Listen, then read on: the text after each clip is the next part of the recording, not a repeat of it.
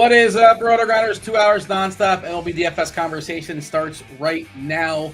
I say 2+ hours, I should say, because first pick tonight is 7:10. So crunch time might go a little bit longer. We'll see, depending on, assuming you guys keep firing those questions. You got Chief Mineralogist Kevin Roth, Dave Potts, Cheeseisgood, as well as Derek Carty, CEO of the Bat and the Blitz. I did mention Kevin Roth.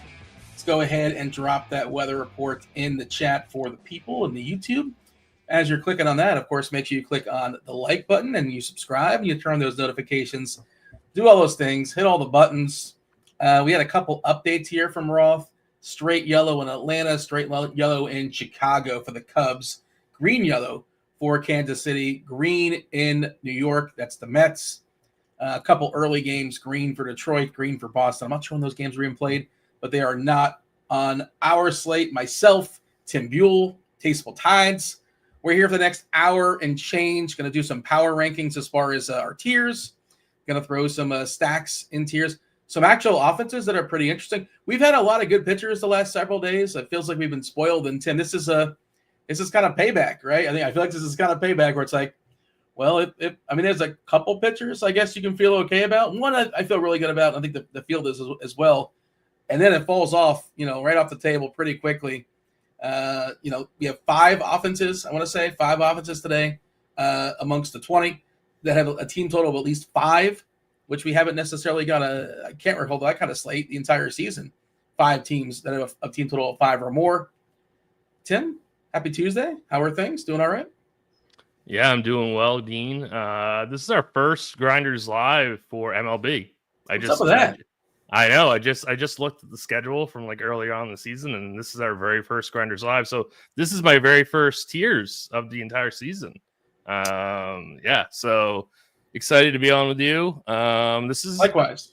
Yeah, and this slate, you're absolutely right. We've been really spoiled by pitching, and tonight is definitely not one of those nights where we're going to be spoiled by our pitchers. It's definitely, I think, one of those nights where a lot of guys are going to get clumped together. There's one clear and obvious chalk play, at least on DraftKings. We'll talk about that in a little bit. I'm sure people generally know who that is. But yeah, it's definitely. I find nights like this kind of difficult in the single entry streets because I'm not even 100% convinced who the chalk stacks are going to be. So I don't even know necessarily if I'm fading somebody who's going to be super high owned or not. So it's kind of a tricky night. I think people want to pick on Patrick Corbin, as a general rule. We only have so many more times left to do that. He had that massive contract with Washington, and I think now he's playing for the minimum. He did have a good outing last time, so maybe he sticks around for a bit. And people like that ballpark there in Sacramento as well. It's the biggest total on the board, 10.5. People like their game stacks. It's very clearly a game you can game stack. Not that that's something you necessarily should seek out, but Vito versus Corbin, 10.5 total. The prices are pretty good outside of a couple expensive pieces, but it's not hard to make things work. So I think that game's going to be really popular, and I'm going to lean in on it. I like it. I think that's the best game on the board. Obviously that's what the field's going to say too, I think. By the way, our guy Butto in chat, Butto Jenkins says, my sneaky low-owned pitcher tonight is Chris Bubich. That is his bit. Well, I just want to point out Butto yesterday had the winner for Movie Monday. Knew it. He had the answer, but he refused to jump in the Discord channel to submit the answer. Maybe somebody actually read the YouTube and jumped in Discord, but got a week free of RG Premium. We're running it back today. Not movies, but television Tuesday. We can go ahead and drop that first clue for the people, Tim. I know that's what you're most excited about, not the tiers, not about giving out the taters, but television Tuesday. The first clue is Doctor. Doctor is the first clue. Be the first person to tell me in the Discord, rotogrinders.com/Discord, live stream chat channel. It is a free Discord channel. Most of our Discord channels are free. Some are premium. And Tim, shout out to you, Tim. You're playing along. You're actually playing along in our private chat. I'll let the chat know it is not General Hospital. I'm surely that's one of your go-to. Wow, unbelievable! I thought I had it on the first clue. I don't like it when people bank it. So I try to make it where you can't get it on the first clue, but it also makes sense, which is kind of a clue in itself. But it is not General Hospital, which has been on the air, I think, for 50 years or something absurd like that, give or take. Still cranking out the stories. All right. Overview as far as the slates. There's a lot of offenses, and you're right. I'm not sure who's going to end up chalky. And then depending on where you're shopping, like Corey Seager is so cheap on FanDuel. Matt Olson's still really cheap. Vladdy's still really cheap. And you talk about, pitchers, and you can get the best pitcher on FanDuel and still have a really good offensive lineup. It's not hard. It's not hard to do because they're really reactive as far as what have you done for me lately. And some of these players, like Seager's not been amazing. He's been fine. I think he's got 4 homers. Vladdy's not been great. Vinny P is cheap. There's a lot of cheap pieces is the point. So you can make a pretty solid lineup. By the way, Scott Blewett is I love that name for a pitcher. It's just an incredible name for a pitcher. It's like Bobby Interception as your quarterback. Scott Blewett is the opener today for Atlanta. They had to scratch what's it? Strider and his fabulous mustache. I think he had an ankle. He hurt himself throwing just on the side playing catch, I believe it was. I don't know how severe it is, but he did hurt his leg, I think. And then some dude named Wiles, Nathan Wiles, is expected to be the long man. I don't think he's played Major League Baseball in his life. Just sort of throwing it out there, but that's the expectation in Atlanta. Your screenshot when it comes to the slate, and again, starts 7-10, 20 teams, 10 games. As of right now, assuming everything is a go, again, just kind of keep an eye on Atlanta, keep an eye on Chicago, but there's no orange in Ross weather report. It's just yellow. So I'm not frightened just yet. How are you seeing it? Give me the old 30,000 foot view. Yeah, I mean, we got to talk about Bailey Ober. He's very important to discuss as like an overview. He's going to be super popular on DraftKings. He's only 6,900. I would try to get overweight him in GPPs. I don't really care if he's going to be that popular. He's just way too cheap for this matchup. So the White Sox are just so strikeout heavy and have basically no power. So we got to talk about Bailey Ober just because I think he's really good chalk, and I'm going to be planning on playing him everywhere, at least on DK. FanDuel, it's a little bit different of a story, but on DK, he's just absurdly too cheap. So Question. I think he's, I'm sorry, not to cut you off. I apologize. But so his pitch count, right? 77, 73, 84. And that's when he's pitching well. He got absolutely annihilated. If you look at the season-long numbers, he gave 8 earned runs in 2 innings. He just got pummeled opening day or whenever he pitched his first time around. He's still kind of recovering from that. He's been okay since then. And that's kind of a Minnesota thing, like a Rocco Baldelli just kind of, whatever reason, does not push his pitchers too hard. I feel like he probably got that from Tampa as well. Maybe I'm just making that up. I don't know. Tampa ties, but and also he was efficient, right? He 6 1/3, 6 innings. Do we think they would give him a little bit longer leash if he hasn't pitched 6 innings? Do you understand the question I'm asking? Like some managers are like 6 innings, that's it, no more, no less. And if it's 90 pitches, if it's 75 pitches, you're getting the hook. I guess what I'm asking is, what if he's through 5 and he's thrown 80 pitches and he's been pitching well? Does he go back out there? Does that make sense? Probably not, but I don't think it matters. Like if he gets through 5 and he's pitching well, say he has got like 5 or 6 Ks, and he gives up maybe like 1 earned run, like then I think that's fantastic for 6,900. And I think that you can use that salary to pay up for some premium bats tonight. So like if he gets you that 20 fantasy points, I think that's fantastic. So I'm not really that concerned about pitch count. Like if like, we have him projected for 87. The bat has him for 88. Let's say he gets up to 8. Let's say he gets to 80. I mean, I think that's completely fine. So, I mean, I'm not, this is the one spot that I'm not going to be goofing around with. I'm just going to play him. I don't see, and like, I'm sure some, people are going to ask like, should I throw in a couple White Sox stacks tonight? I think the answer is no. And it's not because I think Ober is going to fail. It's just because there's so many teams on this slate. If the slate was smaller, I would be okay with throwing in a couple White Sox stacks, but just due to the size of the slate, there's different ways. There's so many ways that you can get different on the slate. I'm not going to be too concerned about getting some White Sox into my lineup. The only argument to that, and like it's not a binary thing. We always talk about it. It's like, oh man, everybody's going to roster Ober. What if he fails? Well, he can fail, and the White Sox can fail, and both those things can happen, and like neither are useful. He does give up a ton of fly balls. Dating back to last season, 1.46 homers, which is a lot. I believe that's the second most on the slate as far as homers per 9. But then you look at the White Sox, and you're like, oh, okay, who's going to take advantage of that? I don't. I guess Robert. In theory, Bobby Dahlbeck should have some power in that bat, but he's been horrendous. Vaughn's ran into one here and there. We're not talking stacks necessarily, but that's sort of the counterpoint. But I don't mind like a one-off on Chicago. I would say I'm not going to fully stack. It's 10 games too. It's a 3-game slate, of course. Sure, let's have that conversation. And sometimes all you need is just a couple homers, and like if nobody else does anything, you're there. You're home. You win the slate with 125 points. But that's not going to be the case. Almost definitely tonight. You're probably going to have a big boy score this evening, and I can't see the White Sox being the biggest, the team that hits the top more than everybody else in the running. Let's see. The chat is they're guessing in the YouTube. It's funny. Producer Steve's trying to help them out with the clue on top of the clue, just giving them game theory, and they're still guessing all these doctor shows. Which again, if you've been around, you know that I'm not necessarily going to have the most direct of clues right out the gate when it comes to the television Tuesday. No Santander in this Toronto lineup, by the way. He was really cheap on FanDuel. Bichette, Guerrero, Jimenez, Springer. He revenged his way a couple days with a couple stolen bases. Was it yesterday?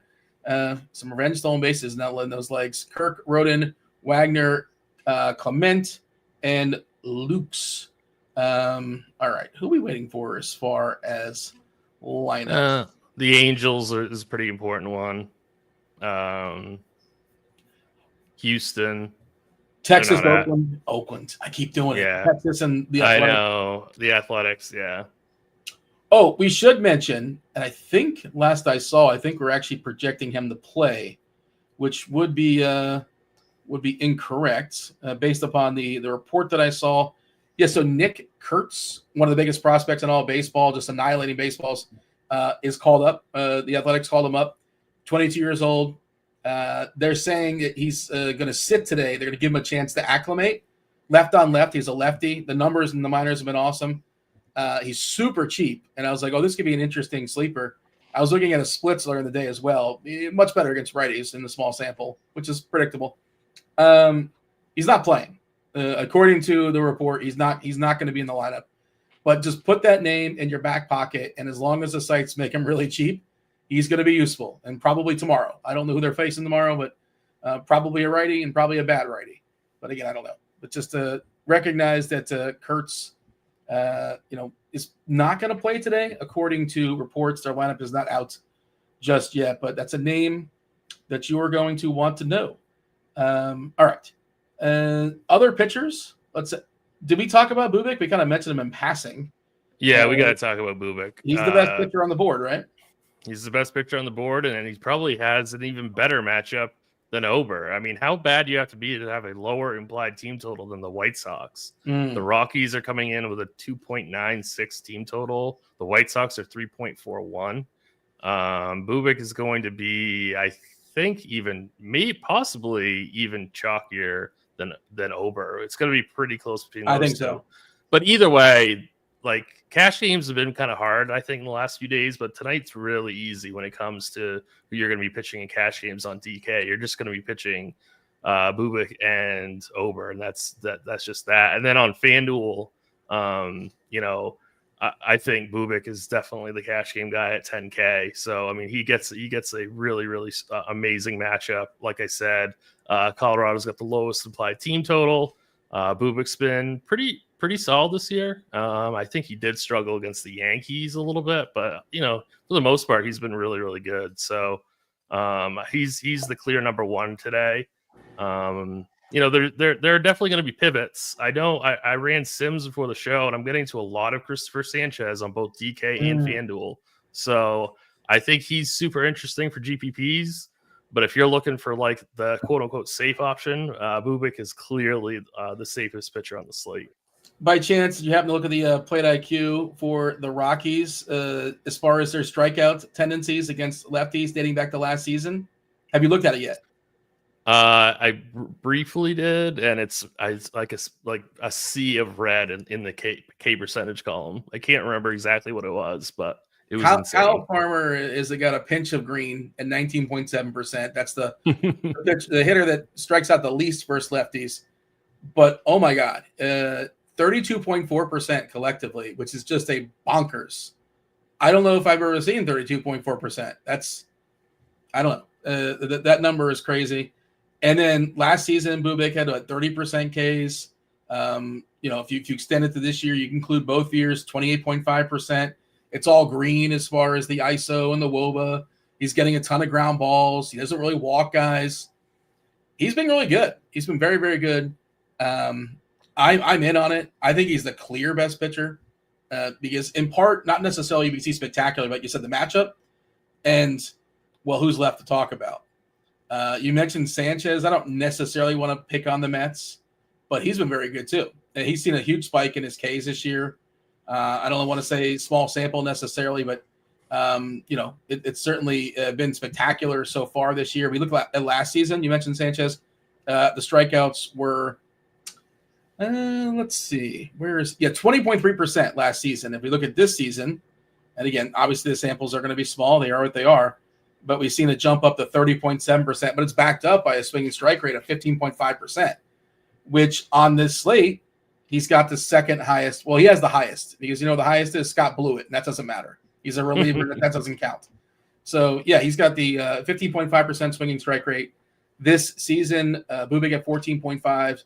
Imanaga, I think you're supposed to play both ends of that. I feel like the Dodgers are going to kind of be the lost team. They're not – so people are going to play the Angels. They're going to play all these terrible teams. The Angels, the Royals, the Twins, Texas can be terrible at times.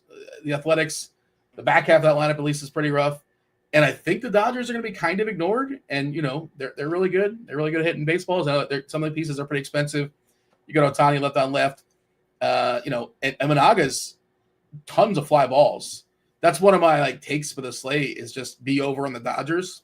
And I don't think it's that hard to be over on the Dodgers. Last week check, by the way, Weather Edge was pretty positive. Wasn't anything extreme, right? But it was enough where it was reflective in saying it's a positive weather situation today at Wrigley. I'm giving a refresh, see if anything changed. 88 previous games, a pretty good size sample. 64 is the temp, 50 is the dew, 8-mile-per-hour winds to left center. And in those conditions, a bump in homers at 28%, bump in runs at 20%. It's not, full on Wrigley game. That's not what it is. Right. But the way I put it today in the survey was just some of those balls just going to die in the warning track. Now it might end up in the ivy basket. Just clear the ivy and just be good enough. And that's the difference. And then that's kind of a Imanaga. I was digging into him as well. On this season, right? ERA. We don't talk a lot of ERA. The ERA is awesome and good for him. 2.22. But the Sierra is more than double that at 4.72. A lot of hard hits, a lot of barrels. The BABIP for Imanaga, 179. Batting average on balls in play. League average is usually around 300 or so. So he's been lucky there. The lob, the left on base percentage for Imanaga, 89.3%. Again, league average, depending on 72. So he's been lucky in all those categories, like BABIP, the homer and the fly ball stuff, 9.1%. He's just due for some regression. I know he's got good stuff, but also the Dodgers can hammer baseballs. And I know we're talking pitchers, and I think you can certainly play him because he can rack up a bunch of Ks. That's something he can do. But I kind of like the idea of getting over on both. But I don't even know if I'm getting Imanaga because I think I'm just leaning in on Bubic. And you mentioned for Minnesota, 6.9 is the asking price as a SB2 in that awesome spot. We can just pick on the Rockies and we can pick on the White Sox. And now I know everybody else is doing that too, especially in the contest we play. Single entry stuff, 3-entry max stuff. It's kind of sort of obvious, I guess. But if you play the Dodgers, I think that's different. All right. There's There's a bunch of other pitchers. Who else? Should we I think we got to talk about Chris Bassett. I mean, his K rate has been incredible. Yeah, yeah, and this is a very, very, very right-handed heavy lineup for Houston. So I absolutely love him as a pivot off of Bubik.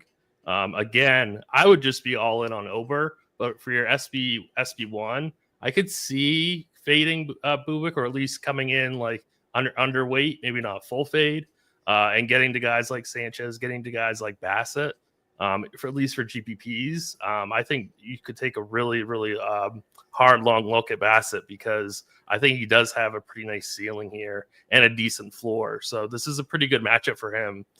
So I think you could definitely put him in your primary pool. I wouldn't mind Brandon Pfaadt at 8,200 either. So I think he would probably be in my primary pool as well. Outside of that, I'm kind of considering Jose Soriano. yeah. Just because of the matchup. The matchup is just like absolutely fantastic. I think he's a little bit too expensive, but I don't think he's going to be owned really much at all. So I did get to, I got to about 9-10% in sims of Soriano. So I think that he's at least somewhat interesting. The one that I was a little bit surprised by that I got to even like the 5th most in sims was Dustin May, who I don't really like that as much, but sims seem to like him. So I guess I wouldn't fault anybody if they wanted to get to a piece of Dustin May and GPPs. But really, I would just stay with like Bassett, Bubik, Sanchez, and then obviously Ober. Dustin May has done an awesome job keeping the ball on the ground this year. He's going no homers just yet. The Ks are always kind of an issue with him. Even though if you watch him, it's like, how does this guy not get more strikeouts? But you just kind of like watch it. It feels like his stuff is spectacular, but even the swinging strikes are not spectacular, 10.2%. The BABIP has been lucky, 1.56. So the ERA for him is barely over 1. The Sierra's 3 and change. A good Sierra still, but he's been a little bit lucky. You mentioned for Soriano, like a big ground ball guy. And Bassett, I don't know how real the KRs. The Ks have to fall back a little bit. He's not going to have a 33% K rate this season. Like, I'm willing to say that. Yeah, I mean that's fine. That's fine. But even if it does fall back a little bit, he's still a pretty decent pitcher, I think. So I think this is just a decent spot for him, and I think he's going to go under owned. We've talked about Houston against righties all year, and how they're just their entire lineup is all righties, and there's Jordan Alvarez, and Bassett's got big splits. If you look back to last season, the ISO versus lefties 172 bad, the WOBA 375 that's horrendous. But versus righties, 67 ISO, awesome. 272 WOBA, fine. 25% Ks. That's this year and last year combined. So, and that's all he's going to see. And it kind of speaks to Jordan Alvarez. Like, why do you throw him a strike today? Like, why in the world would you throw him a strike? I don't know why he would see a pitch to hit. Just a different conversation. But I would imagine he's very careful with Alvarez. Just kind of looking at the rest of the lineup. Is there any other pitcher we should mention? Anybody in chat throw anybody else? I think that's kind of it. I think you hit them all. Yeah, I would keep a relatively narrow pool in pitching tonight. That we are in agreement. That's where I am at as well. All right. Let's go ahead and drop that second clue. I don't think we have a winner just yet for Television Tuesday. The second clue is fire. Doctor and fire. Those are our first clues. There are 3 more on layaway if necessary. Jump in the Discord channel, RotoGrinders.com/Discord, live stream chat channel. Tell me the name of this television show, and you get yourself a week free of RG Premium if you happen to be correct. Bob's Burgers is a great guess. It's not Bob's Burgers, though. Because there's a fire that in the intro. It's kind of like their place burns down several times, but it's not. Shout out to who made that guess? B Hand. Okay. Anything else as far as pitchers? Moving on, right? Moving on. Yeah, we can move on for pitching, definitely. We got the Halos. Let's see. Ward, Neto, Trout, Soler, Ohapi, Shunal. I never remember how to pronounce that guy's name. Adele, Paris, and Newman. That is so no Rengifo. No Rengifo. Yes, I'm trying to figure out who was missing there. It did look a little bit different. All right, change things. We got a winner in 2, by the way, and I think it's a repeat winner from yesterday. Unbelievable. Wow. The conspiracies are going to start flying, Tim. You know, put on your tinfoil hat. Here's the thing. I worked here long enough. I feel like I can pull the strings. I'm like, hey, a buddy of mine would like to can I hook up a friend for a week free? I probably can make it happen without like going through this whole charade. So like, let the conspiracies fly. And they are saying it is rigged. All right. I won't reveal the answer just yet if you want to just play it out for funsies. Okay. Let's talk about stacks. 5 teams, I said. Some of them on the fringe. Right there hovering around 5. But we actually have some offenses that look pretty appealing today. It is heating up a little bit. You know, we're not exactly in the midseason where, you know, it's incredible hitting environments. But it's not as cold as it was when the season started. Speaking of cold, that our topic today for tiers revolves around something that's cold. You did our tier ranking, so the people are going to yell. They're going to yell at you, Tim, which I always appreciate. They get angry in chat, but tell the people what we ranked as far as our tiers. I spent way too long on this list. I power ranked Ben and Jerry's ice cream flavors. It's important. You don't want to just do it all willy-nilly. I know. You got to take the appropriate amount of time. I know. I did take way too much time on this. Well, I think the hardest thing is, you tell me. I even had all the flavors. Whatever. Ben and Jerry's spectacular. I think it's elite ice cream, right? That's not a hot take, but is there a bad flavor of Ben and Jerry? I don't know. Like, is it hard? There definitely is. There are bad flavors, and I put it on as the bottom of my list because I think it's absolutely terrible. Wow. Okay. Yeah. So let me know in chat. Tell me in chat what is the best Ben and Jerry flavor. What is the worst? Great call by Butthole, by the way. Even before the list got put up, great call by Butthole. Yeah, Butthole. You did not see the list beforehand, but that happened to be your number one spot. Do you want to take me through the thought process because you said you struggle with this or you spent a lot of time on it? Run down the board for the people. Yeah, I'm just a huge cookie dough guy. So I mean, I think their chocolate chip cookie dough is by far the highest tier Ben and Jerry's flavor, and I don't think it's particularly close. And then half baked, it's chocolate and vanilla ice cream with chocolate chip cookie dough and brownies in the ice cream. So how can you beat that really, other than just the standard chocolate chip cookie dough? Fish food, it's got marshmallows and chocolate ice cream in it, so it's absolutely fantastic with caramel. So I think that's awesome. New York Super Fudge, it's all chocolate. It falls down because there are nuts in it, which I don't really enjoy that much. And then Cherry Garcia. Whoever decided to mix cherries with ice cream should lose their ice cream license immediately. Well, the pun is right there, and yeah, I mean the pun is fantastic, and I love Jerry Garcia, so I was hoping to like Jerry Garcia, but I think it's the absolute stone worst. So, which came first? The idea of this flavor of ice cream, or somebody said, I have an idea, let's build a flavor around Cherry Garcia because that's brilliant. I bet it was the latter. I think so too. And then they just couldn't quite get there.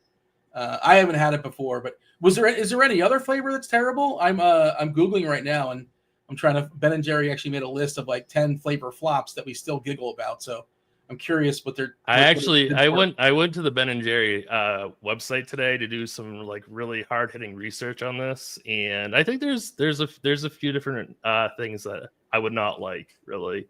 I can't remember exactly what they all were, but some of them did not look that good. They have a thing called a flavor graveyard where they retire flavors on their site. It's a kind of a long list. They had sweaty balls. I didn't know that. I guess as an homage to the SNL. Tennessee mud. I wasn't aware of all these things. Peanuts, popcorn. Yeah. So I guess they had some that just kind of didn't work for whatever reason. But there you go. Eric saying vanilla is like the worst flavor possible. It's like getting cheese pizza.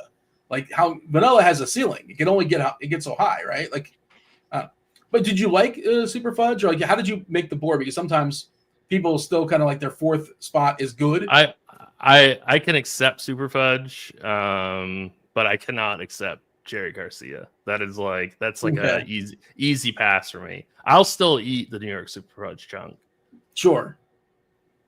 All right, and I'm pulling up this list now. I wanted to see. I did not have it on the ready.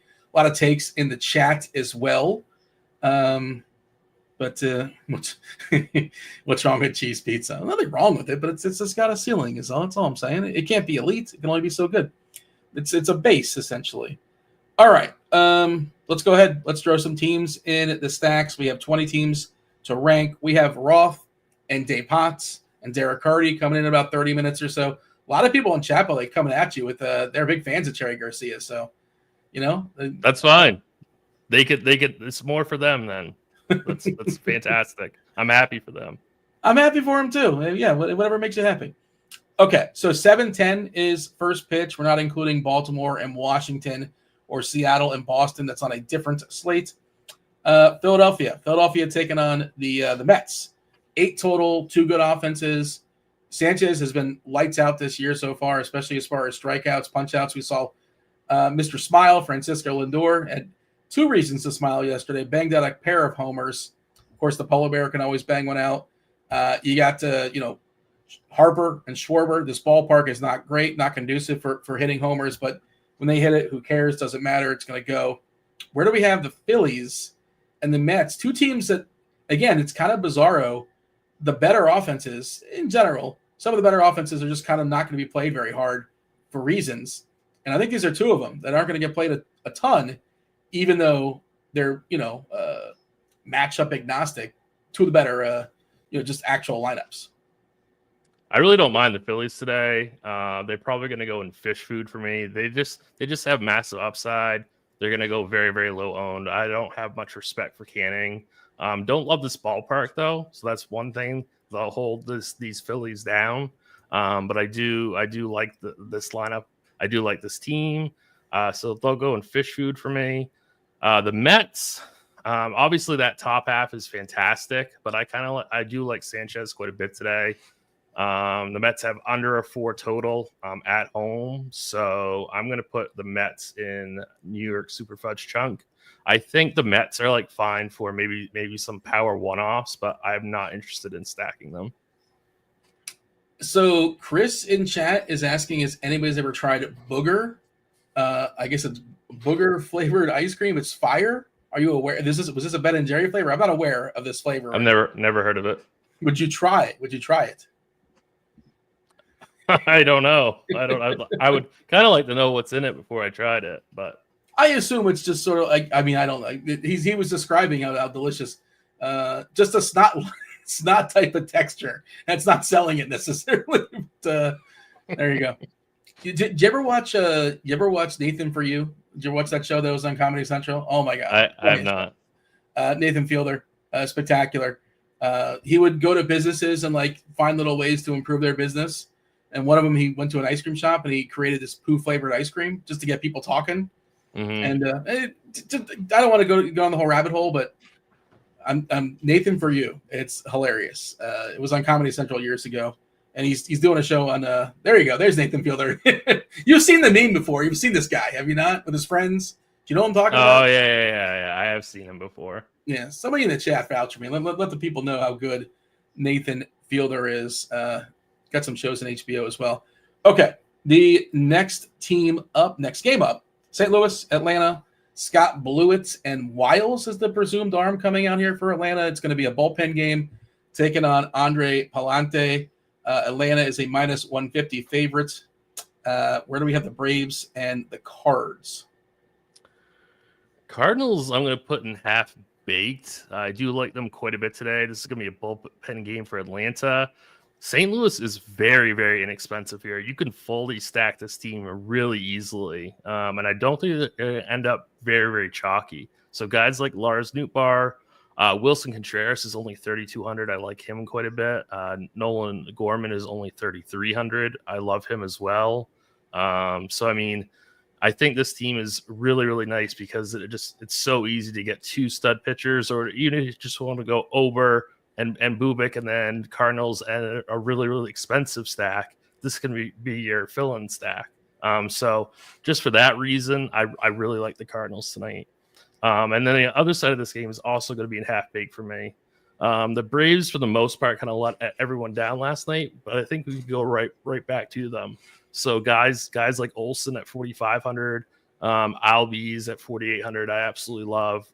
Austin Riley's been fantastic, so go right back to him at 48. Alex Verdugo again is still way too cheap. So I mean, I really like the top 6 of this Atlanta team, or I guess top 7 with Sean Murphy. He hit a big 3-run homer yesterday. I'm just kind of looking at Atlanta's bullpen. Iglesias probably doesn't pitch. Maybe he's pitched 3 of the last 4 games. I think he gave up some runs yesterday. Wasn't that him? He gave up several runs in the 9th to St. Louis and made it close. He had a couple saves on Friday, Saturday, but I don't know if he's available. Wiles, again, coming out of AAA.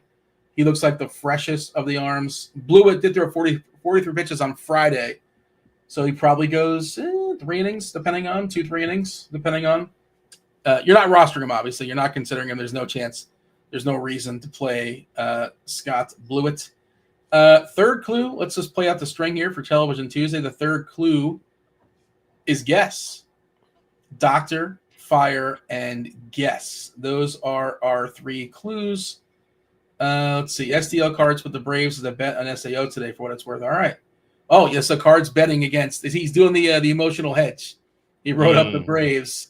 I assume he genuinely believes the Braves are the better play, too. But, STL Cards writing up a bet against his own team. We touched on this earlier. Dustin May, Imanaga, Dodgers, Cubs. Just an 8 total. I'm sorry, it's a 9 total. I think that's gone up as the days progressed. I feel it was 8. It felt like it was 8.5 earlier. I was staring at the over, and I did not do that, and that was an opportunity missed, I believe. I feel pretty good about 8.5 over 9. Maybe a push. We'll see. But I like both these offenses, especially the Dodgers. I'm setting it up for you. This is your board. I yield. I can give thoughts. But where do you have LA and the Cubbies? Yeah, I mean, LA is going to go, I think, pretty low owned. I'm getting to the 3rd most of them as of any other team on the slate. So I think the Dodgers going to be in half baked as well. They're pretty easy to play just because over is so cheap. They have Ohtani back now. So yeah, I mean, I really do like the Dodgers quite a bit. The wind is blowing out at Wrigley. So there's just a lot of factors here. And I don't think they're going to be heavily owned, which I love. So again, this is a really, really strong team. They should not be popular. They're going to go under owned tonight. So yeah, I mean, I think I really do like them quite a bit. Question in chat asking about umpire data, extreme stuff. No extreme umpires as of yet. There are some series that are starting today, and we don't know the umpires, and we probably have some that are starting and they could potentially change. Of course, once the series starts, they rotate, I think, counterclockwise. So you know exactly, the first base umpire the next day is going to be behind the plate. I think that's how it rotates, right? Is either clockwise or counterclockwise. It doesn't matter. You go from third base to home plate to first base. Okay, clockwise then. Yeah, I had it wrong. But yeah, the point is we have no extreme umpires as of right now. Some have not been given an assignment, and sometimes the brand new series, those assignments can change. Okay, let's move on. We have the White Sox and the Twins. The White Sox barely a 3 total. We got to do the Cubs because I think they're interesting. Sorry. They're interesting to talk about. I saw them up top, and go ahead. Yeah.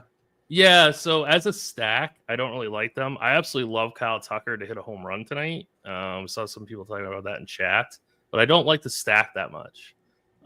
So I guess I'm going to put them in fish food. I know that they've been red hot, but I just don't really like this spot for them that much. So I don't mind getting into some one-offs, especially Kyle Tucker. But as a stack, I'm not on board. Is it a good number for Tucker? May is just such a ground ball guy that I don't. Yeah, I'm glad you asked that. I didn't necessarily mean that as a bet because I don't know his odds. Yeah, I can look them up really quick, but I thought you had a couple like have you bet any? You can tease it. Have you bet any homers today or not just yet? I haven't yet. Depending on what this number is going to be, I might bet it. I don't know. I have to find it real quick. I mean, the sample's not big, but May, dating back to last season, just 17 innings, over 60% ground balls, according to Fangraphs. He's not giving up a homer. That doesn't mean he can't. He will at some point, of course. Eric is saying it was plus 600 earlier today. So that would be fantastic. They DraftKings may have pulled that game because I'm not seeing any home run odds for that entire game. Are they nervous about the wind? Because it must be. It's not that extreme unless there's a thought that it's going to change. Weather, of course, Tim, you know this. Weather is fluid. Still the same thing, same projection in Weather Edge, which is, again, if you're joining us late, 8 miles per hour to left center, which is meaningful in Chicago. More meaningful there than it would be in pretty much any other ballpark. But it's not, What's up? No, I just found it. Yeah, Kyle Tucker plus 390. That's pretty. To me, that's kind of close. I'm probably not going to bet that, but I wouldn't fault anybody if they did. Yeah, I mean, I like it in a vacuum. Yeah, plus 400 thing as well. Most important thing, probably not talked about enough when it comes to player props, is line chopping, especially with the homers. Like you can find plus 400, plus 600, like absolutely line shop for things like that. Unfortunately, I'm not in the right state to do it. I'm in Florida, which is a monopoly, just one book. But if you I see people, Tim, I see people say like hey, FanDuel, if you don't correct this, I'm going to go to DraftKings. It's like, well, you should already be at DraftKings. You should be at every single one of them and taking advantage of the best line possible for whatever you're looking to bet. Like you're just telling on yourself, basically. But yeah, we got a comment in chat. I feel like Dodgers and Cubs should be switched. Yeah, if you feel that way, go for it. I mean, they're definitely a completely fine play. I'm just going with what I think. But I know the Cubs have been on fire lately, so I wouldn't fault you if you wanted to stack the Cubs. Got the Astros, Altuve, Jordan, Paredes, Pena, Walker, Rogers, Diaz, Myers, Smith. I think that's as projected, and I think it's all the righties with the exception of Alvarez. I'm fairly certain. Just kind of eyeballing it. White Sox, Twins, 8.5 total. Minnesota does have a team total above 5. It's 5 and a hook. No, not the hook. 5.28. I don't know why I'm rounding up. Davis, Martin, Bailey, Ober. Where are we throwing these teams? Minnesota, I absolutely love tonight. So they have a 5.6 team total. So Minnesota's got to be in chocolate chip cookie dough. Top tier stack for me. Really, really inexpensive. Very easy to play. They are going to be popular. So just be mindful of that when building out your portfolio. But I really do like Minnesota a lot tonight. I think they're one of the best stacks on the board. Chicago, they have to be in Jerry Garcia. I don't care about the whole leverage thing. I don't care about that. Chicago's absolutely awful. I'm not going to roster any of them. I would exclude them from 150 set. That's just my opinion, though. So definitely bottom tier for Chicago. I wanted to see what Carty, the bat, says about potential pinch hit stuff for Minnesota. There are 3 lefties in that Chicago bullpen, and Minnesota seems to pinch hit more than most. I would assume Julian is pretty high for pinch hit risk. He tends to be risky. Yeah, when a lefty comes in, historically, he's been vulnerable to the pinch hit. 20%. Otherwise, not a lot, not a ton. At least that we're seeing right now. So, did want to at least note that. Clue number 4, as far as Television Tuesday, is celebrities. And if you can't tell, the way I'm saying it, there's a question mark at the end of that, Tim. If you're not looking at the actual scroll, celebrities. I heard that. That was good, Dean. Yeah, I just wanted to make sure. I wanted to, make sure that was clear. Some people it was clear and subtle at the same time, and condescending probably too. Yes, that's definitely. I didn't want to say that part, but it's true. Bootleg Head Chopper in chat says Tim is the GOAT at making these boards. So there you go. We're more than halfway home or close to halfway home. Don't get cocky here, Tim. We got to close strong. Ryan Feltner taking on Chris Bubich, another pitcher, who's going to be potential leverage out there. You only want to get yourself some Rockies. By all means, have at it. Their totals below 3. It's below 3. Below 3. which is just the tough scene. Again, we talked about it before, their projected lineup. I think it's the actual lineup. Their Ks are over 32%, which is just beyond silly. Let's talk about the Royals and the Rockies. Rockies are bottom tier easily. Jerry Garcia, I don't care about the whole leverage thing. Under 3 total. Pretty easy call there for me. Kansas City, I like just as much, if not more, than Minnesota. So they are top tier for me. I'm getting to a ton of Kansas City in Sims right now. Getting to more Kansas City than I am Minnesota. So absolutely love KC. They're going to be pretty close for me. They're probably going to be my primary stack in my single entry team today. So definitely KC is pretty much tied with Minnesota for me. Definitely a top tier stack. How do you feel about India? How much of a priority is he? Because he's one of those guys that just, doesn't feel like very often is somebody you need in your stack. He needs more than one event to get there typically. But also second base stinks. What are we playing hockey? You need events now? Is that well? You know what I'm saying? Like he needs. I know what you're saying. Yeah. He needs multiple things. Hockey's in the brain because we got I don't know why, but the Panthers are starting like 6 days after the actual playoffs started for the NHL. But the Panthers do take on, I want to say Kevin Roth's Lightning, but Kevin Roth can't name like 2 players in the Lightning. It's no longer his Lightning unless of course they're winning. He's only like our front runner at this point. You only became a Panthers fan when they started winning cups. So. Dude, I can tell you about like Ed Jovanowski, Peter Worrell. I can tell you just some random names back in the day. You know what I mean? The Van Beesbrook, the Bees. Come on, don't call me out on that. I've been aware of the Panthers for a long time. We got a question in chat that I do want to answer. Can you rank your Royals? Bobby Witt, Sal Perez, Vinny P, Michael Massey, and then Jonathan India. That would be how I'd rank those Royals. I was thinking about Massey as a possible pinch hit guy too. I'm curious to see where he is. Let's see. Where is he? I'm gonna look up Vinny P's home run odds real quick. Vinny P's kind of stunk this year. I know it's Total Leading Tuesday, but he's not been. I gotta tell you, I'm regretting. It was one of my keepers. You keep 10 guys in my dynasty league, and I'm very unhappy that I kept Vinny P. It was a bad move. Did you wait for me to be on the show to talk dynasty? Well, somebody in chat mentioned it sarcastically. I'm pretty sure, and I'm just appeasing that one person and annoying everybody else probably because nobody cares about my dynasty team. It's a rebuild year. We got 5 more teams, 5 more games, 10 more teams to rank. Let's do it. Let's pick up the pace a little bit as well. You got taters as well, right? Are taters on layaway for the people or no? I did just bet Vinny P plus 500, so that's one tater. Okay. I don't. Every 50 likes, we'll fire off some taters. Maybe have one more when we finish doing our rankings again.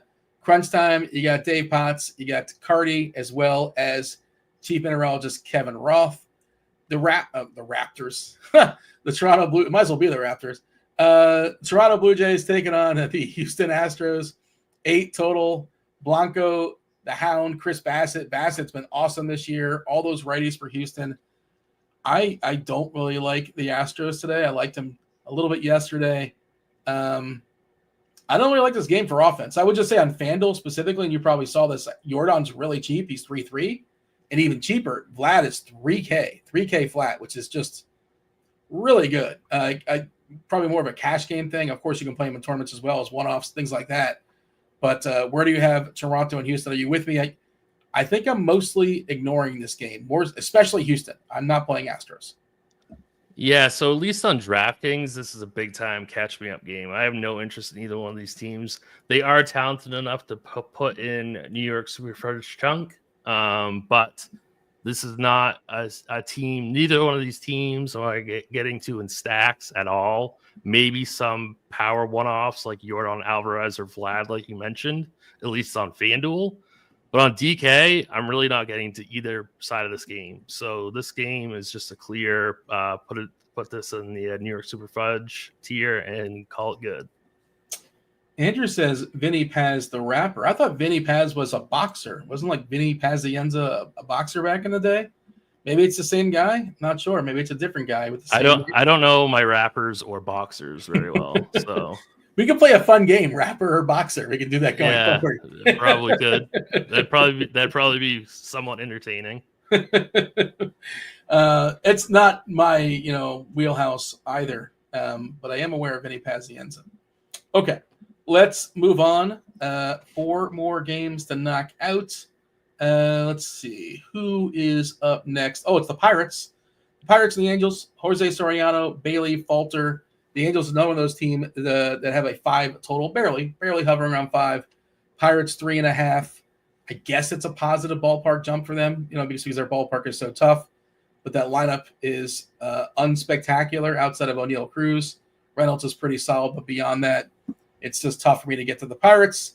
The Angels, I think one of the more popular teams on the board, kind of in that bucket with I guess what I was going to find out. I'm curious where you put them in comparison to they're sort of in that bucket with KC and Minnesota.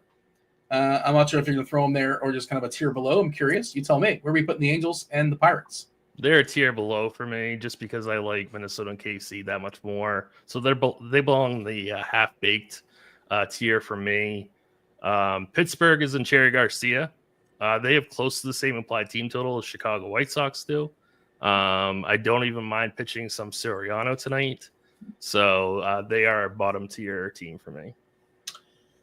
Yeah, the Pirates are not good, and Soriano is a heavy ground ball guy. So, unless you think the Pirates are just going to BABIP the heck out of Soriano in the bullpen, I just really have a hard time seeing them putting up a huge number. Even if they score like 6 or 7, it's probably not going to be through homers off of Soriano. If you want to one-off O'Neal Cruz, I'm not going to yell at you. But let's move on. Okay. The Rays and the D-backs fought, taking on Littell. Arizona, another team with a 5 total. I don't think we have the lineups for either one of these teams. We don't. We are projecting Chandler Simpson to lead off. I'm not sure if you've watched him yet, but he is fun. Yeah. Think Billy Hamilton if you've not seen him just yet. Billy Hamilton with less power, and that's not even like a joke. That's not even a joke.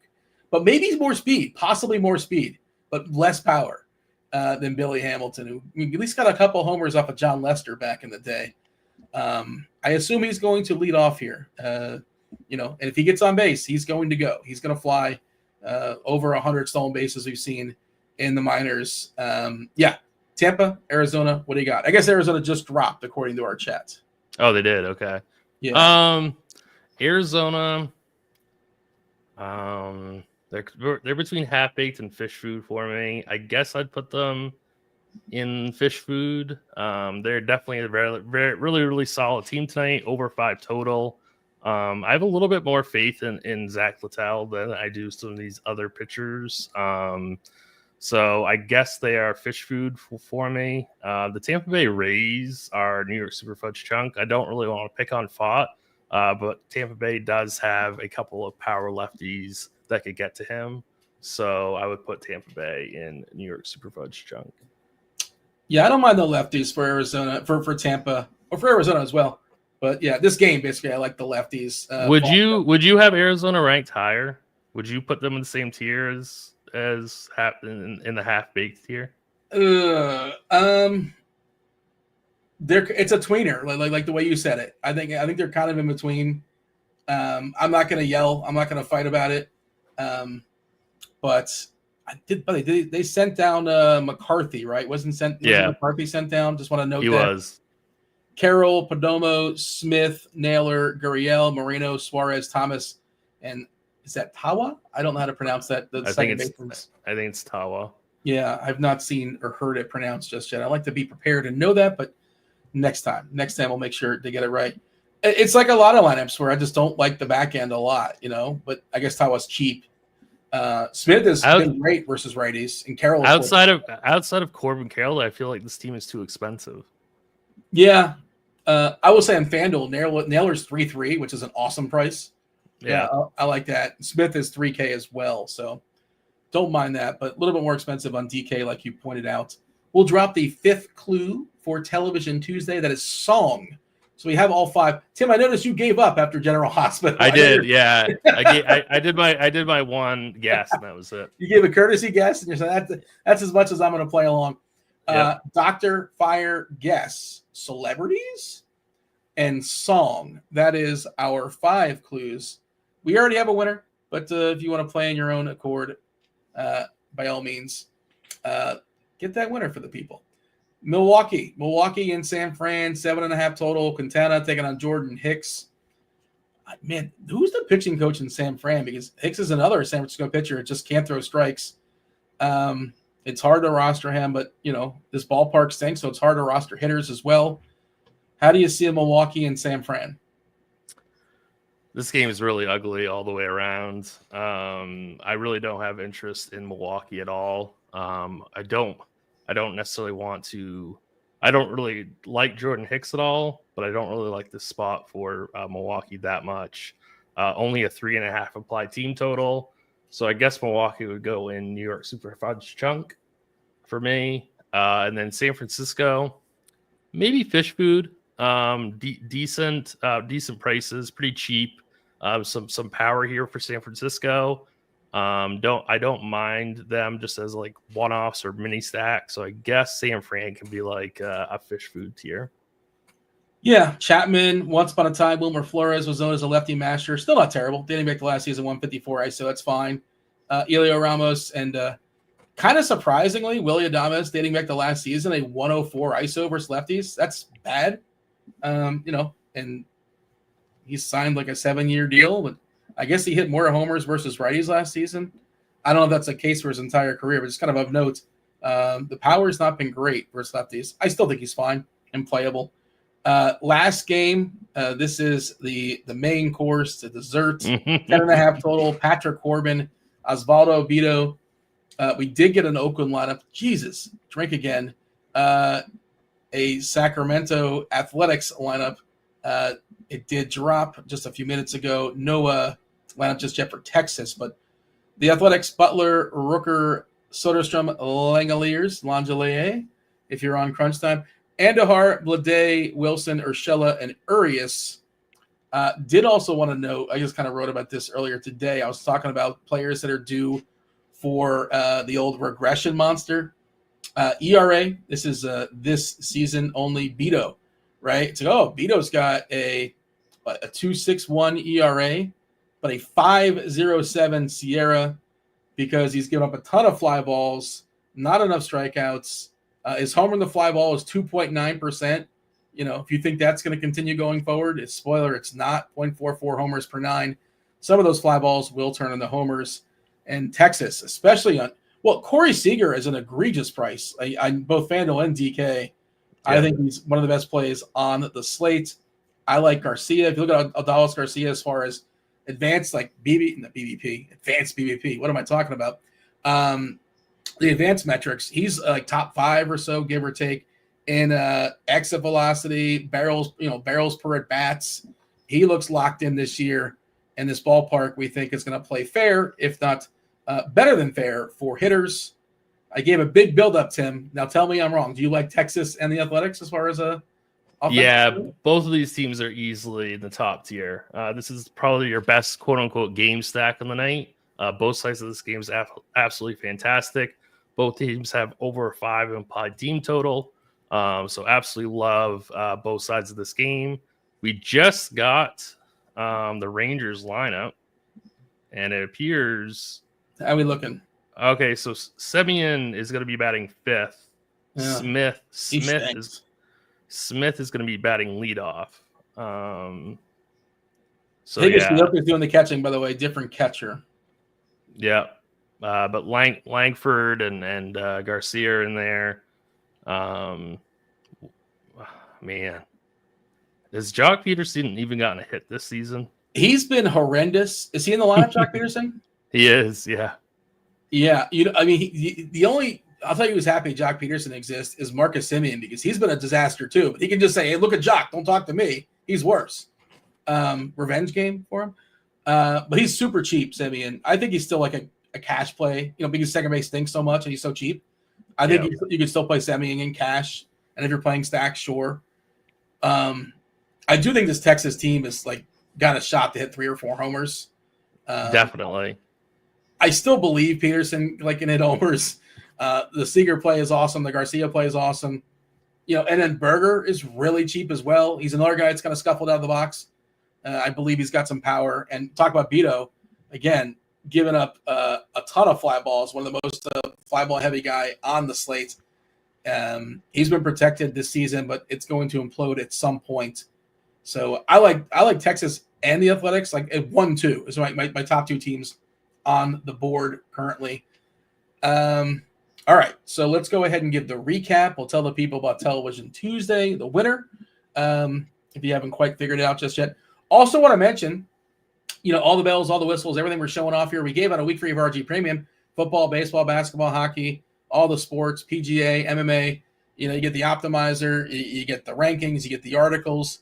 You can get it for free for a week if you're first person getting it correctly as far as Television Tuesday, or you can just go ahead and buy it. Go ahead and buy it. It's $4.25 for the annual baseball price, but it actually now is the same price when you get all the other stuff, all the other goods, the Combo Pro, which again, football, baseball, basketball, hockey, the tools, the projections, the optimizer, everything with NASCAR. We've made it very clear. NASCAR not a sport, right? You're just driving. We all drive. We're all athletes. Some drive faster than others. But yeah, get that link there in chat. You get a nice discount if you commit to 6 months. Also, the props and pick'em package, that's also available for a discount right now. We're knocking 50% off the price of your first month if you sign up with the link in the description. Okay, crunch time coming in here momentarily. The board, here it is. Here's the recap. Tim, you could have really, if you put one more team from New York Super Fudge into Cherry Garcia, it would have been a perfect board according to some people.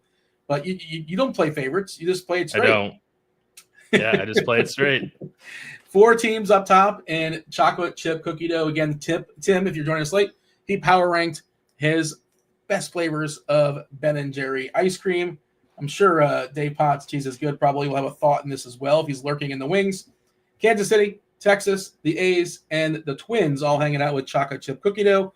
Second tier number 2 is half baked with St. Louis, Atlanta, the Dodgers, the Angels, Cubs, Arizona, Philly, San Fran, smack in the middle with Fish Food, New York Super Fudge. That's the Mets. Oh, of course the Mets are in New York Super Fudge. Toronto, Houston, Tampa, Milwaukee. Hanging out with your guy, Cherry Garcia. It's the White Sox. They're in their comfortable spot right there in the gutter. Colorado and Pittsburgh. Tim, did I give you enough time to think of a second tater for the people? You did not. I was not paying attention. Oh, I thought I gave you a heads up earlier. Did I not make that clear? You might have, but man, these odds on this Texas game are terrible. I was hoping to get some exposure to this Texas Athletics game. Yeah, the home run odds are really bad on at least on DraftKings. Like Corey Seager's 235, Dean. Yeah, there's no value in that. Brent Rooker 220. Can't do it. Yeah. So really, what's Burger? Maybe you can get something on Burger. Yeah. Burger is 380, which I still think is really terrible. So, I was thinking you could get like 5 or 6 to 1. Get out of town at 3 to 1. I was hoping to get something out of this game for a tater, but really there's nothing that I really like that much. So today's Television Tuesday, Tim, it is doctor was the first clue. Now, this is just somebody who's actually a real life doctor that happens to be in the show. Dr. Ken Jeong is on the show. Fire is in relation to the host of this show. The host of the show is Nick Cannon. You fire a cannon. And somehow T. Carter was able to surmise that was today's. I thought for sure I took the over on more than 2 clues. 3 is guess. You're supposed to guess who is singing because the show is The Masked Singer that is full with celebrities. Which, by the way, I don't watch this show, but I've caught like bits and pieces. It is the most. They like, oh my, I think it's Beyonce. Like, there's any chance in the world Beyonce is going to be like, the banana slug or whatever. I don't know what the characters are. There's no way in the world Beyonce is going to be on. But they just lie to the people. Like, oh, I was going to change the channel, but that might be Beyonce, so I'm going to stick around. And the last clue was song. So there you go. Wanted to make it clear. I've never seen that show, so there's no chance I could have gotten that.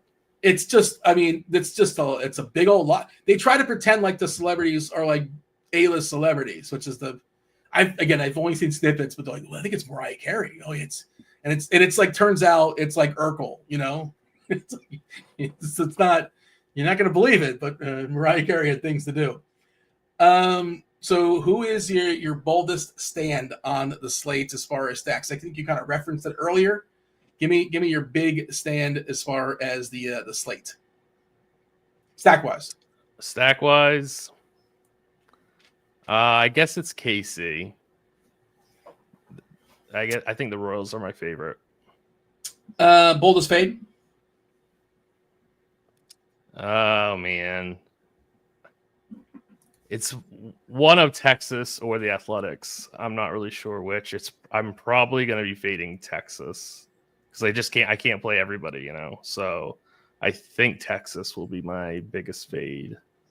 All right. And do you want to make a hot take of any sort as far as the slate before we seamlessly segue to crunch time? I'm going to go with Vinny P double dongs. Ooh, there it is. That's hot for sure.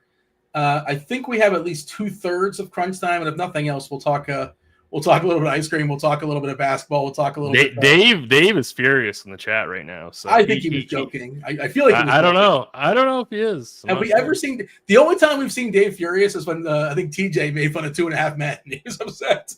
I think it was Big Bang Theory. I think. Dave is upset. Let's go ahead. Let's not keep him waiting. Let's bring in Dave Potts and Roth, and if Carty is available, Carty as well. Let's do it. Crunch time.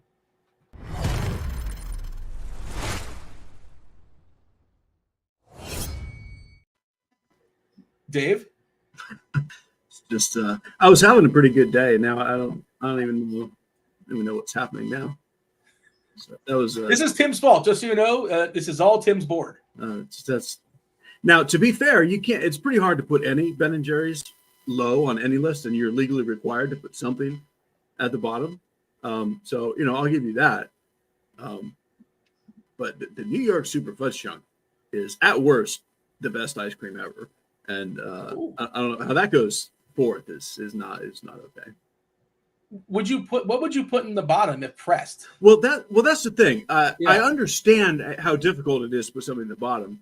What I would say about Cherry Garcia, I don't personally like Cherry Garcia, but it's such a classic. Like, I feel like it's weird to put like a legend at the bottom. You know what I mean? You can't put fruit in your ice cream. It's just that's I agree. Ridiculous. I don't. Well, strawberry ice cream you don't like, Tim? No, not really. Not with ice cream. Okay, I've never heard that rule before. That's a new rule to me. I haven't really thought about it, but okay, interesting. I don't know if you saw the list or not, Roth. If you have anything else on your mind, the people are going to want to get some weather updates. I don't know if there's anything that changed dramatically. I have things. I have things I'd like to talk about. Oh, you agree with me on the Masked Singer? Dude, I was at a hotel one time with my wife. You turn on a hotel TV, you don't know what you're gonna get. We turn on the hotel TV and the Masked Singer is on, and we watched roughly 5 minutes. And they're like, "Who is?" And me and my wife are like, "Can you believe people watch this shit? Can you believe it?" And they're like, "I think it's Taylor Swift. Yeah, I think it's Katy Perry. I think it's Mariah Carey." And then the person pulls off their mask and is like, "No, it's Goopy Gaga face." Like, no real person has ever been on that freaking show. It's every time they pretend that it's someone. Like, do people not realize that this is happening? Are people baited by this? How dumb are people, Dean? Yeah, I know. And they know better. The judges know better too, and they're still lying to the people because I guess somebody out there is sticking around because it might be Taylor Swift on. I mean, she's got the biggest tour ever in the history of the world, but she also has to be in a stupid mushroom hat singing for the Masked Singer. No, it never happens. It's the dumbest thing I've ever heard. I hate it. Also, we need to have a bet. Tonight. Panthers for the series? For the series, yeah. Okay, what do you want to bet? Something fun? $50 and winner forces the loser to watch a movie of their choice. Oh, okay. Yeah, I'm in that. Yeah. $50 and a movie. Yeah. Would you be kind or would you be cruel? Because I don't know. Tempting. It's for me. There's so many kids movies you haven't seen that I might make you watch a good animated movie. But I don't know. We'll see. All right, fair enough. We should have Carty coming in here momentarily. You guys have plenty of time. Just a heads up. 7:10 is first pitch, so there's no like absolute rush. But unless you got anything else for myself and Tim, we can step aside and get out of here, make way for crunch time. Tim, you got anything else for the people? I want to know what Tim's going to have for dessert tonight. I don't, but tell me anyway. We're having Chinese food For dessert? That's right? fine. Yeah. I'm not really Fortune sure cookies. what we're having for dessert. Actually, Klondike bars. Oh, no, really?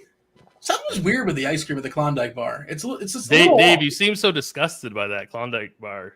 I mean, it's you have an issue with Klondike bars? I mean, not really, but like that. If you're somewhere and that's just what they have, and you need to eat it, that's fine. But if you like get to create your own meal and you're having Chinese food, usually great. Like, you know, you can have something better than a Klondike bar. Pretty great jingle. Dave's a real dessert snob, isn't he? I mean, this is. But he's right. Yes. He's That's actually the one right. thing that you can be a snob about. Like, I think that's the place to make your stand. Does it sound like somebody's sending a fax, or is that just me? You guys hear like the? So somebody said that something is weird with my mic. Let me. I'm going to unplug my mic for a second to see what happens. All right, myself and Tim, we're going to step aside and get out of here. Roth, you're going to get Dave in just a second. You have Carty. Should be coming in momentarily. There he is. There's Carty as well. But do appreciate y'all watching. Hit that like button. Do subscribe. Do turn on those notifications. Roth, take it away. Good stuff as always. Welcome to it, ladies and gents. You know the drill. It's crunch time. It was two of the sharpest minds in the biz for a very limited time. Now we are back to one of the sharpest minds. It's Derek Carty coming in, looking fresh as always. 2 buttons undone. What up, Carty? How are you? Good. For a second, I thought Cheese was still on the screen, and I was like, "Oh man, Roth loves me. He's throwing shade at Cheat now." Yeah, no, he's gone. Yeah, just you. And now we have on the same page in terms of Klondike bars, though. That's the company that like their tagline is like, "What would you do for a Klondike bar?" It's like nothing. Like, very little. I wouldn't even pay the amount that you're asking me to pay. So Right, I think there's exactly. not much. Yeah. I might eat it if you just handed it to me unwrapped for free. Said, That, "Here what you I would go." do it. I'd probably take a bite. I'd probably That's take a what I bite. would do. Yeah, Yeah. that's about it. I don't think I've ever had one, if I'm being honest. I don't believe I've ever had a Klondike bar. Dave Yeah, Potts nothing is in the house as well, working on some mic issues. It's not so bad. Oh, and I was about to say it's not so bad that you have to leave, and then he left. Let's talk about this slate a little bit. I will start with a weather update. 2 spots I'm watching. One is just a chance for Tim's ice cream takes broke his computer. It's fair, understandable. One spot that I'm watching for a low chance of a delay is in Chicago. Just play what you were going to play. Maybe we want pitchers there, Carty. I don't know, just a guess. Yeah, definitely. At least one pitcher in Chicago. Probably, you can probably make a case for both, maybe, but certainly one. What I would say is do it, play the guys, and maybe we have to scramble before lock. But as things look now, I think it looks pretty good. So stick with the plan of playing pitchers in Chicago. The other game that looks a little dicier is Atlanta. There's this big swath of rain over by Cheese's house in like Alabama, and it's moving east into Georgia. Models keep fading it out, but it looks pretty healthy. I think they're going to figure out a way to play, but a delay wouldn't shock me. And I'm just slightly more worried because I don't really know the outcome in that game yet. I'm not worried to the degree that I think you should fade anything, but that's a game where we're going to have to keep our eyes on. And maybe, about an hour? Yeah, about an hour from now when the game starts. Prior to that, maybe we'll have to make a pivot. But essentially, I think as of now, you do whatever you were planning on doing, but don't totally tune it out. As we go through the show, as we get a little closer to lock, we'll see how things are looking in Atlanta. So that's where I'm at, Carty. Let's talk about the slate. Let's kind of dive into the pitcher side of things. Is usually how we start. Yeah. So, I think Cheese is back. Hey, Okay, I hear you guys now. Do you hear me? Yes. Like semi-normal? yeah. You get a little like Mr. Roboto fax noise, beep, beep, beep, beep, beep, beep, but it's not so bad. You can hang out. You're good. That's just the bat in the background, just kind of doing its thing. Just just calculating millions of different metrics. That's fair. Yeah, just ignore that. Yeah. Pitching. Yeah, sure. It's not a great slate for pitching. There's kind of like a top 3, I think. It's Chris Bubich, it's Christopher Sanchez, and it's Bailey Ober, who I believe we talked about the last time I was on a show with Cheese. Hasn't been great this year. The stuff's down a little, but he's facing the White Sox and he's 6.9K on a bad pitching slate. And so I kind of think he's a really good play. It's definitely those 3 for me at the top. I prefer Bubich and Ober, but I wouldn't have any problem if someone wants to play Sanchez instead. The only problem is he's like 2K more than Ober. And so can you really justify that? In a cash sense, I don't think no. In tournaments, certainly you're playing him. After that, though, it's like a whole lot of sameness, a whole lot of mediocrity. No one really projects well. No one's really cheap. No one's really a good value. No one's really going to be that owned. It's kind of just like whatever. I think my favorites from like that next tier would be probably like Jose Soriano and Jordan Hicks, maybe Griffin Canning. The matchup's not great, but like what the Mets are doing with him is interesting. And this slate is bad. So it's really like, I'm curious where Cheese is going with this. Cheese is probably just going to say, play these 3 guys and forget everyone else. Real quick, before we get Cheese's takes, I did see a question about, I just scrolled here. What's wrong with Bassett? I mean, nothing's wrong with Bassett. He's in that group of... He's 9K facing an above average offense that doesn't really strike out. That's what's wrong with Bassett. He's been really good this year. His ERA is like 0.2 or something stupid. He's not that good, obviously. Sure. He's 30 years old and is the same guy he's always been. So just, there's nothing new with Bassett. You said 30 years old with way too much hate in your heart. You said it like you were going to say. It was more because I wasn't sure of the age, so I just kind of needed to like throw a little bit of oomph in there. 30 years old. Like 30 years old. Jesus, that doesn't sound that bad. Okay. Good stuff. Well, let's kick it to Cheese. Cheese Carty's 3 guys, I think. 36 years old. Oh my goodness. Wow. Okay. Well, now you're allowed to be negative about it. I didn't want to exaggerate. I knew he'd been around for a while, but man, 36. All right. Yeah. Well, that's ancient. Carty's guys, it was Sanchez, Bubich, Ober, correct? Those are kind of your 3, Carty? Yeah. Cheese? Take it away. Okay. I just switched microphones, so if I sound even worse, you sound so pure. You sound amazing. It's wonderful. Wow. So the only difference between Carty and I like Bassett better, just because I really don't think the Astros are okay at all. I think they're against any right-handed pitcher with an arm. I think they're one of the worst teams in the league. So I am playing Bassett, and you don't need salary. Like, it's hard to spend your salary tonight. But however, like Bubich and Ober is the very clear best combo. Definitely the cash game combo. Like the Ober salary is just silly. I still don't think he's all the way back. Like, this isn't quite the 27% guy from last year, but he's an 8K pitcher in any matchup. So he's just underpriced and it's kind of silly. And Bubich is facing Colorado, which is beyond kind of silly. So I'm mostly playing those 2. Bassett is my 3rd. Sanchez is my 4th. That is absolutely all I have anywhere in like 30 lineups is those 4 pitchers, period. Wow. If you wanted to play a little Thought or Soriano or whoever, great. Have at it. I'm playing Bubich, Ober, Sanchez, Bassett. End of discussion. Okay. Easy enough. Locking in. Over on FanDuel Cheese, we only get 1 pitcher. Is there like a mispricing over there as well that you like? There's not a mispricing, but you don't need salary. So it's Bubich.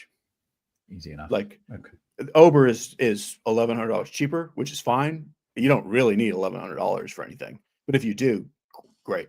Play him. And is this just the case every night on FanDuel? I feel like it is, where you just play the expensive pitcher because you have all the money. It's such a strange difference between the sites. FanDuel's pitcher pricing is way sharper than DraftKings, which is bizarre. But their hitter pricing doesn't exist, so you can play whatever hitters you want. That's the problem. Yeah. Like sometimes they'll price a pitcher at $12K when DraftKings has them at $8. but it doesn't matter because you don't need the money for the bats. Right. Okay, interesting. SP, before we move on, we want to talk about the stacks. We've already got people asking about it. SP wants to know if Carty was in Charlie Wilson's War playing chess. I assume that's a movie. It is a movie. It's Tom Sneaky Hanks. good movie. I've never actually seen it. It's supposed to be good. Oh, okay. Well, were you in it? You were in it. You've never seen it, but were you in it? Well, I was probably about He doesn't. He's never seen it. He doesn't so- know. So I can confirm. I have seen it. He is in it. Yeah. You are in it. Okay. That's I didn't good. even know. All right. Add it to my resume. There's your answer. Yeah. All right. By the way, somebody said I feel old when we were making fun of 36. We're all older than 36 here. I'm pretty sure. Yeah. Right, Carty? By baseball years, though, 36 is quite old. Right. So just to be clear, you're not old if you're 36. You're younger than everybody on the show. Okay, let's dive into some of the stacks and some of the bats. And Cheese, you get to lead us off in that department. Who are we stacking up? So there's a ton of offense because of the lack of pitching. Like you could play almost everybody. And you could spread out way further than what I'm spreading out. I do have a top tier, and I think nothing in it is sneaky, but there's enough to like that I don't think anything is super chalky. The top 5 for me are the Royals, the Twins, the A's, the Rangers, and the Angels. But like the Diamondbacks are right there. The Dodgers are right there. You could do the Braves or the Cardinals or the Phillies or the Cubs. There's all kinds of teams that have all kinds of upside. But to rename those 5, just because I said that kind of fast, it's the Royals, the Twins, A's, Rangers, Angels. And then Diamondbacks are my next in line. Okay, that's a lot. Carty, you got some favorites? So, Cheese, I guess real quick, that makes sense. You're really condensed on pitcher, so you've got a few more bats. Yeah, like it definitely the fact that I like a lot of bats makes it easier to just play those few pitchers. I don't want to spread out on both sides on a 10-game slate. Yeah. Okay. Carty, what are you doing here stack-wise? What are your favorites? Yeah, it's kind of like she said, because there's not a lot to like at pitching. Like hitting is very flat. You really could make a case for any team that isn't facing one of those 3 pitchers that we like. And even then, you can make the case for ownership reasons or salary reasons. Like the White Sox are really cheap against over. I'm pretty much in agreement on Cheeses. I don't like the A's quite as much. But I think the other ones, Twins, Royals, Rangers, Angels, I think all look good. I like the Dodgers, today at, what is going to be pretty reasonable ownership. And, they're expensive. They're the Dodgers. They're facing one of the better pitchers on the slate. But they're still the Dodgers. And if you can get them this low owned, I'm cool with that. But yeah, it really is like a slate where there's not a whole lot separating the best stacks from the almost worst stacks. Yeah. Okay. Good stuff, guys. Kind of catching up. Okay. Everything looks good. I think we can run through things position by position. We'll go around the horn. We'll open it up to questions. We've got all the time in the world. So if you feel chatty about something, by all means, break it down. Carty, let's start with the catcher spot. So even though I just said I don't like the A's as much as Cheese, I do like the A's, especially certain plays. And Shea Langelier is hitting cleanup against Patrick Corbin with the platoon advantage. He's perpetually one of the highest projected catchers on the slate, and he's still really not priced up as well as he should be. Like he's still 4.2K on DraftKings, which for the top catcher on the slate is too cheap. So I like him a lot. He will be the most popular, I would imagine. Will Smith in tournaments, I like quite a bit. I don't think he will be super popular because the Dodgers in general aren't going to be tonight, but his talent level and his, counting stat upside in that lineup is just through the roof, and he's very reasonably priced too. You can punt with cheaper stuff. Ryan Jeffers, Gabriel Moreno, Alejandro Kirk. But really, I like Langelier for cash, and I like Smith a lot for tournaments. Okay. Cheese, before I get your thoughts on catcher, I do want to read this comment from Peter because I think you would be proud to read it. He says, Quick little ice cream check-in. Today, I've already had a scoop of Rocky Road and a scoop of mint chocolate chip and a waffle cone from Brahms. It's a good start to the day. Keep going. Don't rest on your laurels at this point. Keep Yeah, going. If Always you're getting on it thanks early for checking in, for sure. You got to keep it going. I'll say like it's the ice an cream interesting mint. I don't know if I've had mint chocolate chip and a waffle cone. It wouldn't occur to me that I would want mint in a waffle cone, but I'm interested. Yeah, it works. I'm intrigued. So yeah, your knowledge and understanding of ice cream so surpasses mine that I wouldn't have even thought about the difference between an ice cream with a spoon and an ice cream with a cone. To me, if one is good, it's good no matter what. But no, you're telling me otherwise. Cheese, what's your proportion of cups to cones when you get ice cream? It depends on the place. Like generally, if the ice cream is super elite, I just get the ice cream. If it needs a little help, or if I'm on vacation, you can almost always put in a waffle cone and your day is going to be a little better. But if it doesn't need it, like I still don't want to just die next week from how much I eat. So like if I don't feel like I have to have the waffle cone, I'll hold back. Yeah. Okay. Good notes. I think we were in catcher before we got sidetracked with ice cream. Yeah. Totally agree on the top two. Love them. Also really love Logan O'Hoppe. Also really love Salvador Perez. I think Perez is the guy I have the most of. But like those top four are just truly fantastic and better than any first baseman, second baseman, or third baseman on the slate. So I'm playing them on FanDuel as well. Yeah. I got this question, and I'm just gonna, because we have time, I'm gonna ask it. Donut Man says, Cheese, when are implied team totals most considered? Op implied total when picking pitchers, or team totals when choosing primary stacks? Cheese rules. So I would give you two different answers. The first answer is, to me, I don't use them, consider them, or look at them at all. However, when I look at the matchup data that I'm looking at, it almost always correlates exactly with team totals. So if you don't want to look at stuff the way I look at stuff, meaning break down every matchup and look at, then I would say the team totals are more relevant for picking what offense to play. But personally, I don't actually use them as anything. Okay, good answers. All right, let's go to first base. Jeez.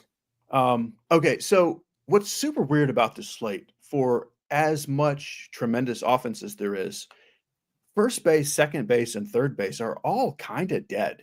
Like, it's pretty weird. I mean, dead is not the word for first base if you have money to spend, but it's weird given how great the slate seems when you go through these positions at what's really there. Like, most of the great plays are outfielders, a couple of shortstops, and a couple of catchers. Like, you can always play Ohtani, but like, you don't really want to spend 63 against a good lefty. Bryce Harper is always a good play, but he's expensive. Vlad, certainly on FanDuel, where Vlad is 3K, it's kind of silly. But like, Toronto is so goofy bad for DFS. They're one of those, like, they're a hard DFS team to play against because they don't strike out. But like, with Santander is out, like Vlad is the only bat in that lineup. He has to hit like home runs on his own or nothing happens. So I don't love him either. I kind of like Josh Naylor, but he's pretty expensive on DK at least. So basically all this is to say, I would play Vinny P in cash games personally. And in tournaments, I do kind of like the super cheap nonsense stuff. I mean, I like Vinny P a lot, but like, you can play Jake Berger, you can play Andrew Vaughn, even in an Oprah lineup. Something like Ty France in your twin stack. Like, it's just, I don't care for any of it. Like, a lot of lineups, I'm just sitting on salary with nothing to do with it. So I've got some Harper or some Vlad or some Naylor, but I don't know. It really doesn't excite me at all. Yeah. Okay. Carty, first base. Anything exciting you there? No, just a quick clarification. It's pronounced Berger. It's French.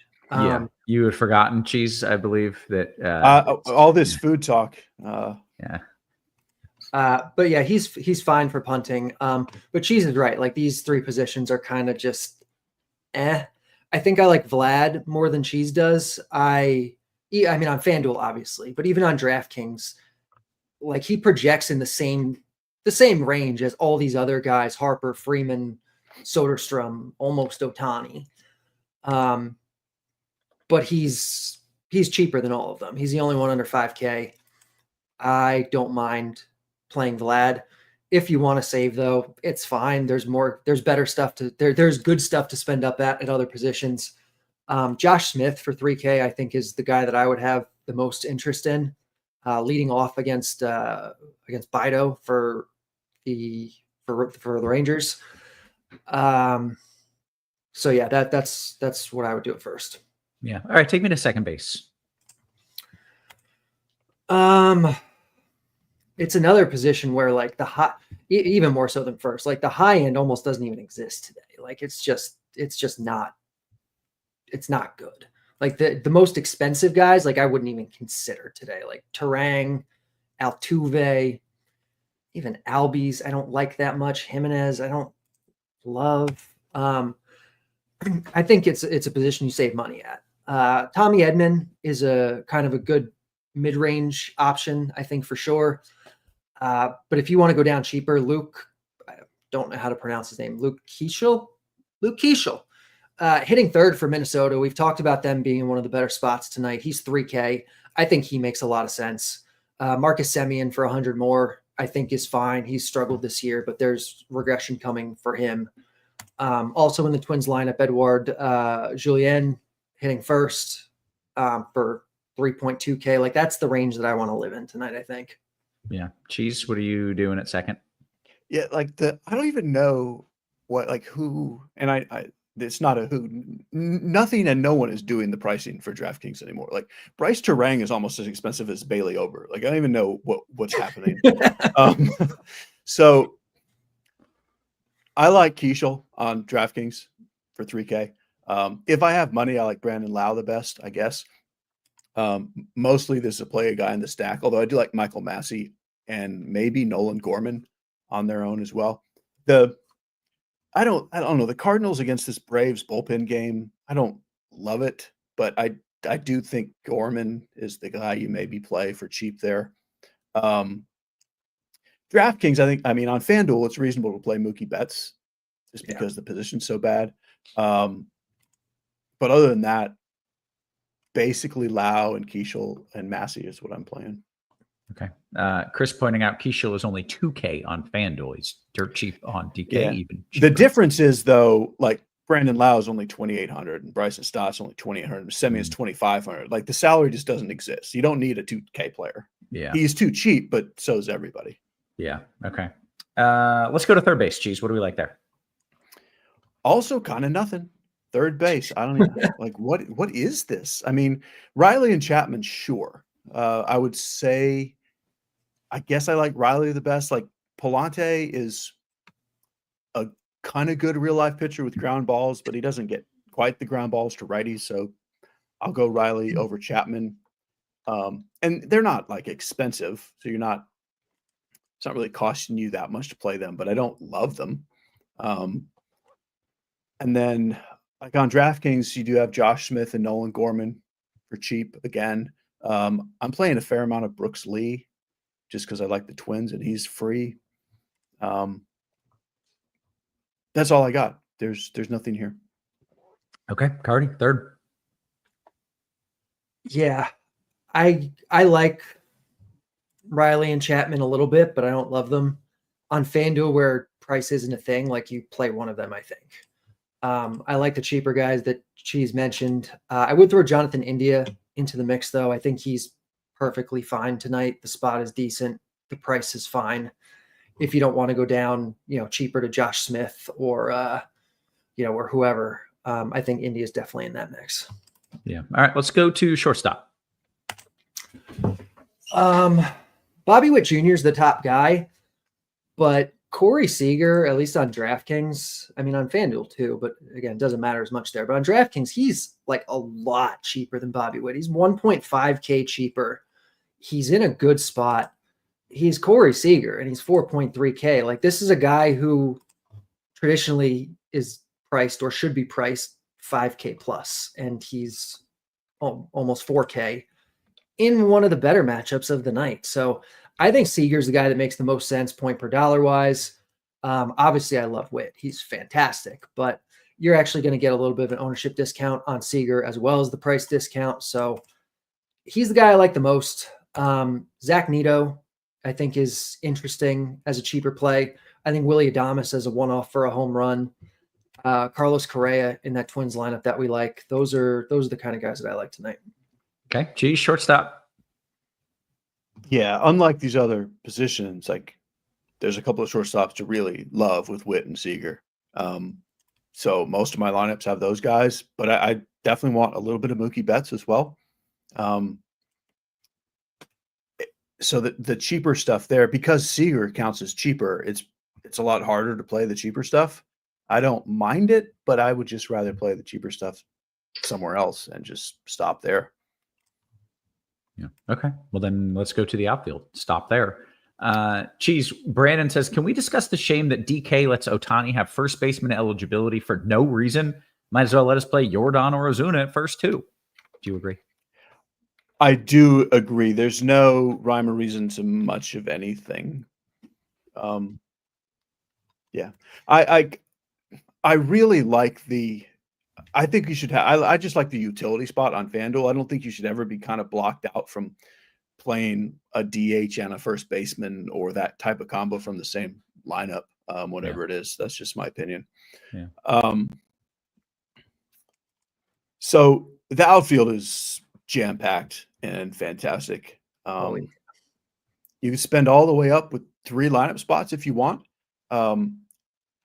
I would go probably Rooker, Carroll, and Trout would be my first 3 spend ups, but you could do Tucker and Alvarez and Ohtani, or just go slightly cheaper. Buxton will be kind of the chalk in the mid tier. I like Taylor Ward and Jorge Soler. I like Adolis Garcia and Wyatt Langford. You can also spend up to be different with guys like Kyle Tucker and Kyle Schwarber, the Kyles. It's fantastic. There are good cheap plays too, but because the high end stuff is so much better than other positions, most of my lineups have 2 spend ups, but we've got Trevor Larnach and Joe Adele. Simpson, did someone say he is in fact leading off for Tampa? Yeah, I did see that. Dude stole, I wrote this in the musings, 104 bases in 110 games in the minors last year. It's low level minors, but you can't be slow and do that at any level. I mean, he's insane. Did you see he beat out a ground ball to first base the other night? It's weird. It seems made up. He may or may not be real, but if he gets on, he's gone. And I don't think anyone's stopping him. So the cheap stuff is fine. It's just that you're giving up a lot of upside with a bunch of guys who could hit a bunch of home runs. So I think the vast majority of my lineups have at least 2 spend ups in the outfield with, if I need it, a little Simpson and Larnach are my first 2 guys in, but there's plenty of things down there that you can do. Yeah. Okay. Carty, your thoughts on the outfield? It's pretty rare that somebody projects better than Ohtani.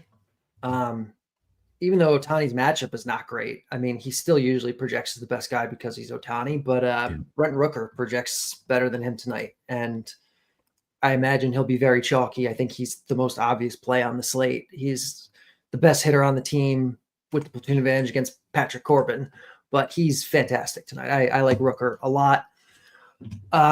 Someone in chat mentioned Byron Buxton. Obviously the high-end guys that Chiefs mentioned too, I'm all about. I don't mind the mid-range as much though. At least having, one guy from here, if not 2. But Buxton looks great to me. The Minnesota matchup is great. He's hitting second. The price is reasonable. We mentioned Seager being too cheap. The same is true of Wyatt Langford in the same lineup, in the same matchup. He's back now, presumably healthy. We'll see. But he's very talented and the price is too low. And then I'm kind of the same in terms of the low end. Simpson, Larnach, those are the guys that I'd be looking at. Adolis Garcia definitely in GPP. Yeah. Okay. Hey, we need some thumbs ups. Apparently, we've got a whole bunch of people watching and not nearly enough likes. This is free content from two of the sharpest minds in the biz. So make sure you're hitting that thumbs up for us. Also, want to make sure you're getting one of the best deals in the industry. Not one of, the best deal in the industry. Because the MLB DFS annual option is $425, but we dropped the price of our Combo Pro to match the MLB annual package. So you get all the stuff for the same price as just one sport. That's the way to get things done. And if you sign up for the 6 month instead of month by month, you save 35%, which is kind of a lot of money. So make sure you're doing that. We want to give the people some home run calls. I want to give another weather report, and we want to take your questions. That is all still coming up, so don't go anywhere. I'd like to start with the weather report. I think today is a day where you can't just ignore the weather yet. I still am mildly worried about Atlanta. I think it works out. I think you play all the guys. But I could see a scenario where I could envision a spot where we have to kind of hit the panic button closer to first pitch. I don't think that's going to happen, but it's certainly within reason. Similarly, in Chicago, chance of a delay. There's a few showers, and if one just goes over the wrong spot, they could get a delay in Chicago. Both of those spots remain worth watching, and I wish that they started now, but they don't. So that gives us, unfortunately, a little more time to kind of have to wait things out and see how it looks before lock. So I'm going to be updating on Twitter, on X, whatever you want to call it, of course. Just make sure you follow along in case I hit the scramble button. With that, let's give some home run calls. Cheese, did anything I say scare you there, or you're just like, whatever, it's fine? Yeah, like there's no pitchers in those games that I'm using, so I don't. Yeah. And no, nothing. Okay. Nothing you said bothered me at all. I love everything you say, Kevin. Okay. I don't know. Always. Atlanta just looks, the storms upstream look a lot more intense than what forecast models are showing. But in theory, they should all fade out just as it moves into Atlanta. It should just be a nice little light drizzle that they can play through. But that's assuming. And that's also a game I'm very light on. I have a little bit of Nolan Gorman and Austin Riley, and then just the random MME stack. But yeah. Okay. And this is not a game that's super important in my day at all. Yeah. And Mari says, is the Chicago game okay for hitters? Absolutely. It's a worst case scenario chance of a delay. I'm just worried if you're playing pitchers and that little shower happens to go over, you get a delay.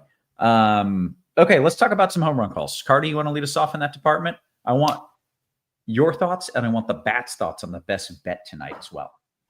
Sure. So DFS-wise, Brent Rooker projects for the top tonight, which is no surprise since I told you he projects even better than Ohtani.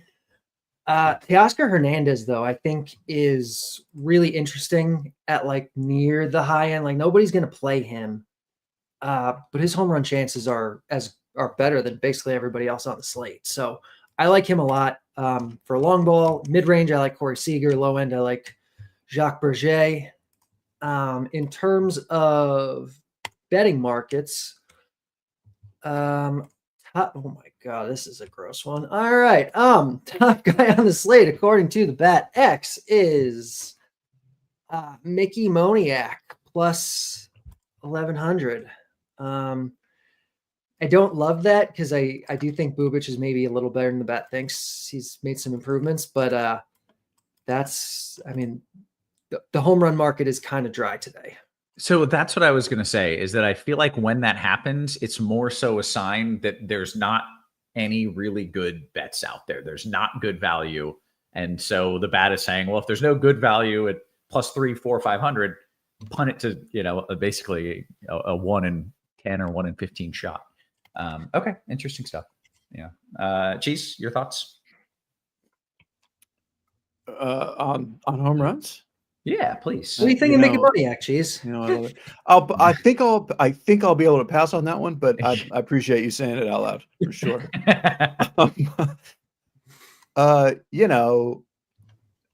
Let's go with Salvador Perez. Try to stay off the super obvious, but that's still kind of obvious. And how about Josh Naylor? And then the old cheap in your Bailey Ober lineup, Andrew Vaughn. Okay. Good stuff. Guys, we still have, I want to say 22 minutes or so until lock. We might say that long, we might not, but we'll answer questions until they dry up and we'll see where we go from there. As always, I'm starting in the RotoGrinders Discord. It's where the cool kids go. Bregonia says, why does Roth have a green screen? I mean, can we just get the local weather behind him? Like he's a weatherman? Yeah.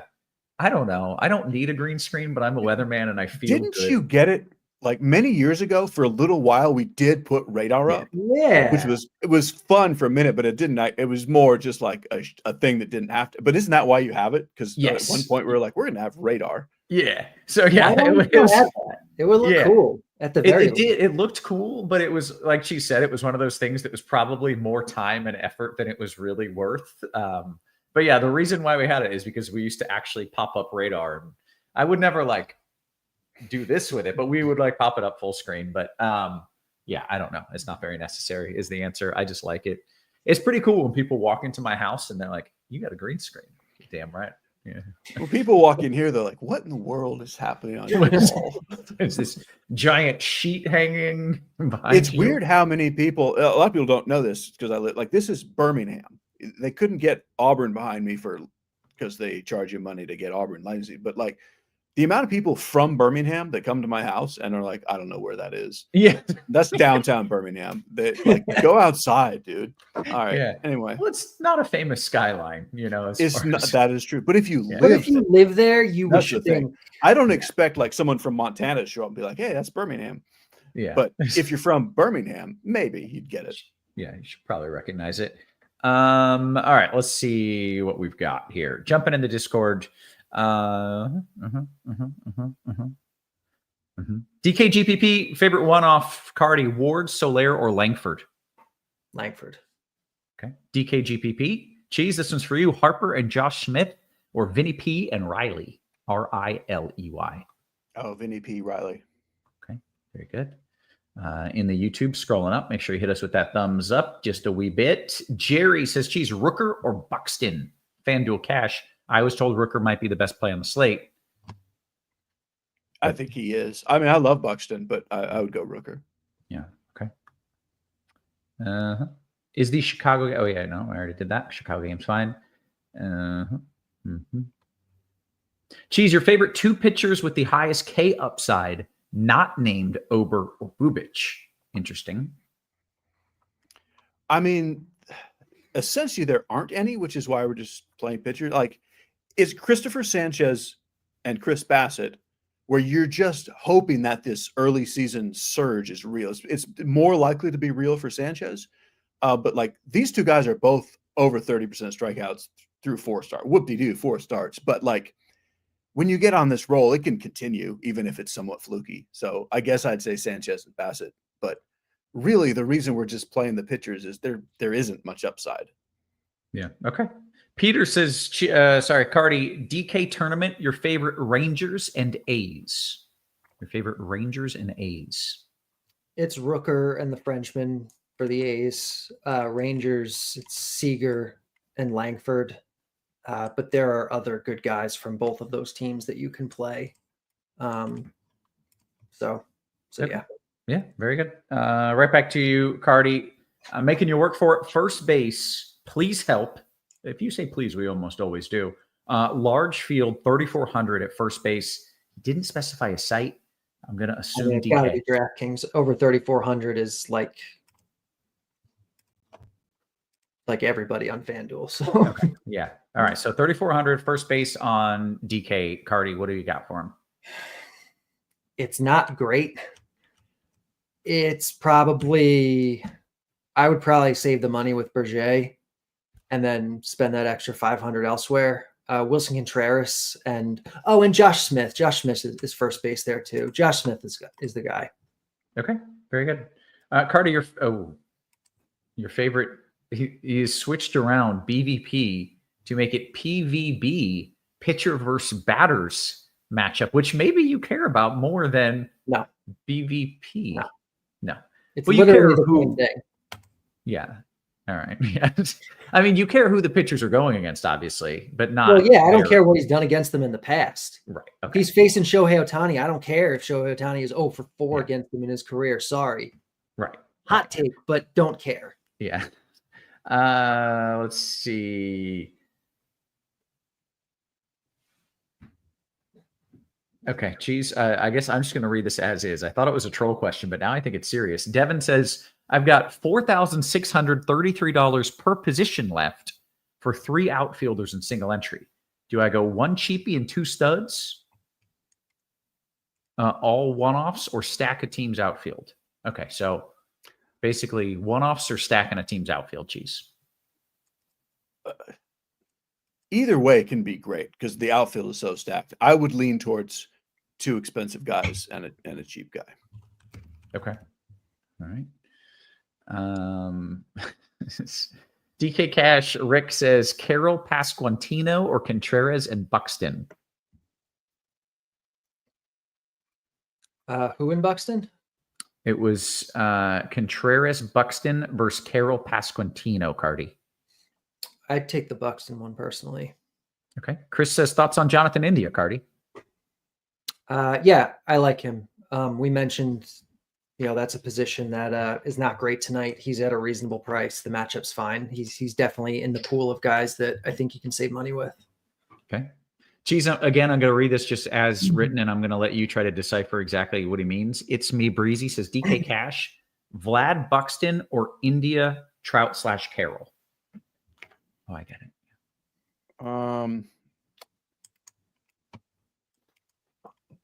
Vlad Buxton. Okay, very good. Cheese, we need a off-the-wall stack tonight. I don't know if you need an off-the-wall. Yeah, that's I mean, you definitely don't need an off-the-wall stack. But if you feel like that's what you just want to do, Giants. Okay. Bill wants to know if Cheese knows if the VA hospital is in the picture behind you.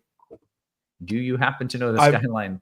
I don't, but I'm going to say probably because I'm going to assume a lot of what's behind me is UAB, University of Alabama, Birmingham, with a big medical center. So I'm going to guess that it's in there somewhere, but I don't actually know. Okay, that's a fair answer. All right.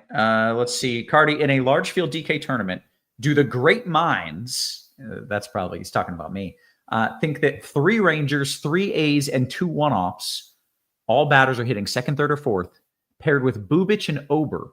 Is it different enough and good enough to win it all, Carty? 3 Rangers, 3 A's, 2 one-offs with Bubic and Ober. I mean, it's obviously good. Like, that's all the stuff that we said we like. Different enough? I don't know. Like, that is, I think, going to be the stuff that most people kind of gravitate towards. Yeah.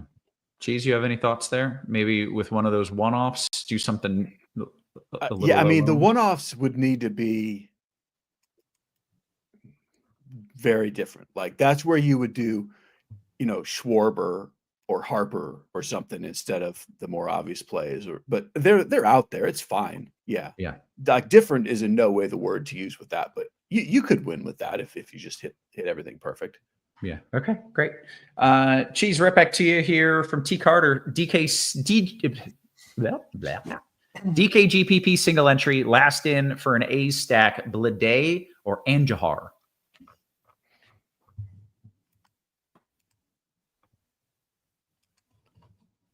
I think this is the time you just say, so we got a chalky team, and other than the 2 big righties, the best actual hitters are lefties that people are not going to play because it's against a lefty. So just play the guy who he can hit off Corbin, but when the bullpen comes in, he's in the better spot. So play Blade.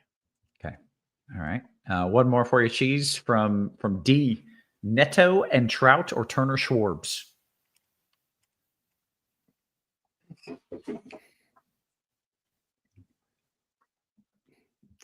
If the rest of your lineup is kind of chalky, I would go Turner Schwarbs. Okay. Is it Neto? Is it Neto or is it Nito?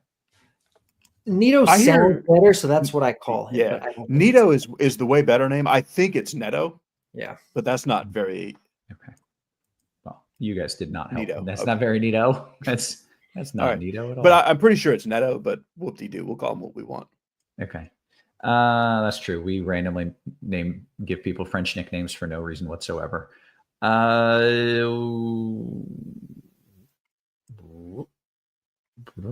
Does Carty live in a high-rise condo? No. Okay. All right. Thought that would be a pretty decent chance, honestly. I was like, yeah, could see it. I realize that that's a fake background, to be clear, but just knowing what I know about you, I was like, yeah, I could see it. We do have a golf show, by the way, in roughly 15 minutes. So I want to make sure everybody is aware of that. That's coming on after this show. So make sure you are tuning in for a little golf action. Our PGA team, tops in the industry. They're phenomenal. Somebody's asking for a last minute weather update. Sure. Let me see. Let me just look at radar. I highly doubt I'll have anything different to say. And I don't in Atlanta. And I don't in Chicago. We'll just have to watch both of those games kind of leading up to lock, and that's all. Can Cheese and Carty give us insight on Keishel, Luke Keishel? I didn't actually answer that question because they already did. They liked him. We can give him more. Like what he means is he's a rookie. We don't. Like, who is he? What does he do? The last couple of days. Sure. Most people have him ranked as one of, if not the top second base prospect in the league. Yeah, like he does everything well. Yeah, power, speed, hits for average, gets on base. Like everything about him looks good. Like this is not just some guy that we're playing because he's cheap on a team we like. It's because he's probably going to be really good. Yeah. Okay. Texas stack or Oakland stack, Carty? Which you prefer? Texas. Jonathan would like to know, Carty, if a square is just a circle with corners. Mathematically, geometrically, I don't think so. But you know what? But yes, Sure is. We'll give it to you. Yeah. It is. Mark says, what concerns Carty about not recommending Soriano against this sad bunch of Pirates hitters? I mean, I mentioned Soriano. It's just that he's not on the same level talent-wise as Bubic, Ober, or Sanchez. And Bubic and Ober are facing lineups that are even worse than the one Soriano is facing. But outside of those top three, I mentioned Soriano as one of the guys I like the most. Yeah. He's a little expensive, but that's kind of the pitching slate today. Yeah. Okay. Favorite FanDuel stack to win it all from DePrince. Cheese, do not let DePrince down. Your favorite FanDuel stack to win it all. He'll have you beheaded. He's DePrince. He can do that. That is true. Yeah. Now I'm pretty nervous. Yeah. Let's just say it's Arizona. Okay. All right. How far do you think you'd make it in a real life Squid Game? Cheese, did you see Squid Game or do you know the premise? Oh yeah, I watched it. Yeah. I would make it. If we're talking about time, like 2 seconds. That's not what I meant, nor what I expected. But all right, you don't like your chances, Carty. You going to survive well in a Squid Game real life scenario? I actually haven't seen Squid Game. I know it's kind of like Battle Royale, right, or something like that. But physical challenges and mental challenges combined, and if you lose, you die. There's kind of a combination of both. I have no idea. I think I do pretty well then. I mean, I'm pretty great at everything. Let's be honest. Yeah, right. But yeah, no, that sounds cool. I kind of want to watch it now. Yeah. All right. The downside is the death. I mean, yeah, that's not like there I is a downside. It. Yeah. All right. That was an interesting question. I think I would crush, by the way. I think I would do absolutely phenomenal, but that's because I'm an arrogant piece of shit. But let's see. Scrolling down. Favorite rub to put on ribs that's not barbecue is a question from Paul. And I don't know what that means. I don't know what rub there is other than barbecue. Paul, you tell us. Cheese, do you have an answer? I mean, that's a strangely worded question. Like to me, I mean, almost all rub is barbecue. Right. It's a weird question. The short answer, which is not a short answer, I make my own dry rubs for ribs, and I have a bunch of different recipes. But I don't know what makes them barbecue or not. Yeah, I didn't know this about you.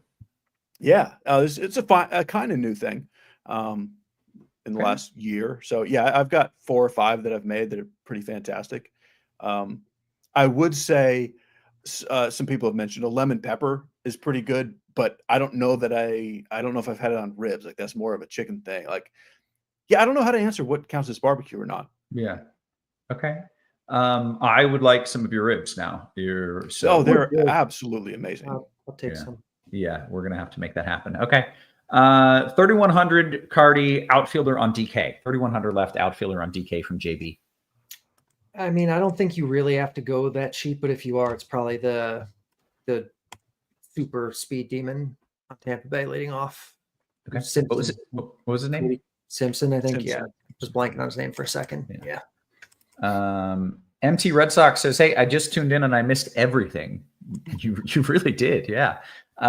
Cheese, Minnesota or Texas for a DK GPP, and what flavor of chunnel cake is it going to be tonight? So we'll turn that into who's getting chunnel caked first, though, Minnesota or Texas in a DK GPP. So right at the start, as mentioned, the 5 teams that I love, and those were 2 of the 5. Nothing sneaky about either, but I don't think ownership matters all that much. I'm going to say Minnesota, but I love them both, as does everyone. Yeah. Okay. And then who's getting chunnel caked? What flavor of chunnel cake are you? Yeah. I mean, almost everybody. Right? It'd be easier to name who's not.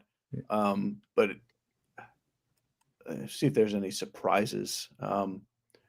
Sure. Jordan Hicks and Jose Soriano. Okay, nice. TJ Musmanzada, still one of my favorite names in the old chat. By the way, hit us with the thumbs up, everybody. I'm running out of time to say that. Said, oh, that's not even a question. I just read that name, did all that. It's not even a question. FanDuel Cash Carty, this is a question. Bush and Kyle Tucker or Mookie with Will Smith? FanDuel Cash. I don't think you're playing either of those combos in cash, but I guess it's Mookie and Will Smith. Okay. Cheese Judy says FanDuel single entry Bubich with Rooker one-off or Ober and a punt one-off. My stacks are Dodgers and Texas. Bubich and Rooker is one of the options. That's the best pitcher and the best hitter on the slate. So go with that. Do that one. Okay. Keishel Cheese or Julian at second on DK? Keishel. Okay. Favorite fried ice cream recipe, Cheese? You know, you're not messing with that, are you? I don't have a recipe. I mean, I will eat fried ice cream. I've never made my own fried ice cream. Therefore, I do not have a recipe. Eric says Carty is not good at buttoning shirts. I would argue he is the best at buttoning shirts. Really, without perspective, but I would say the best. Yeah, nobody else gets more comments on their buttons than Carty.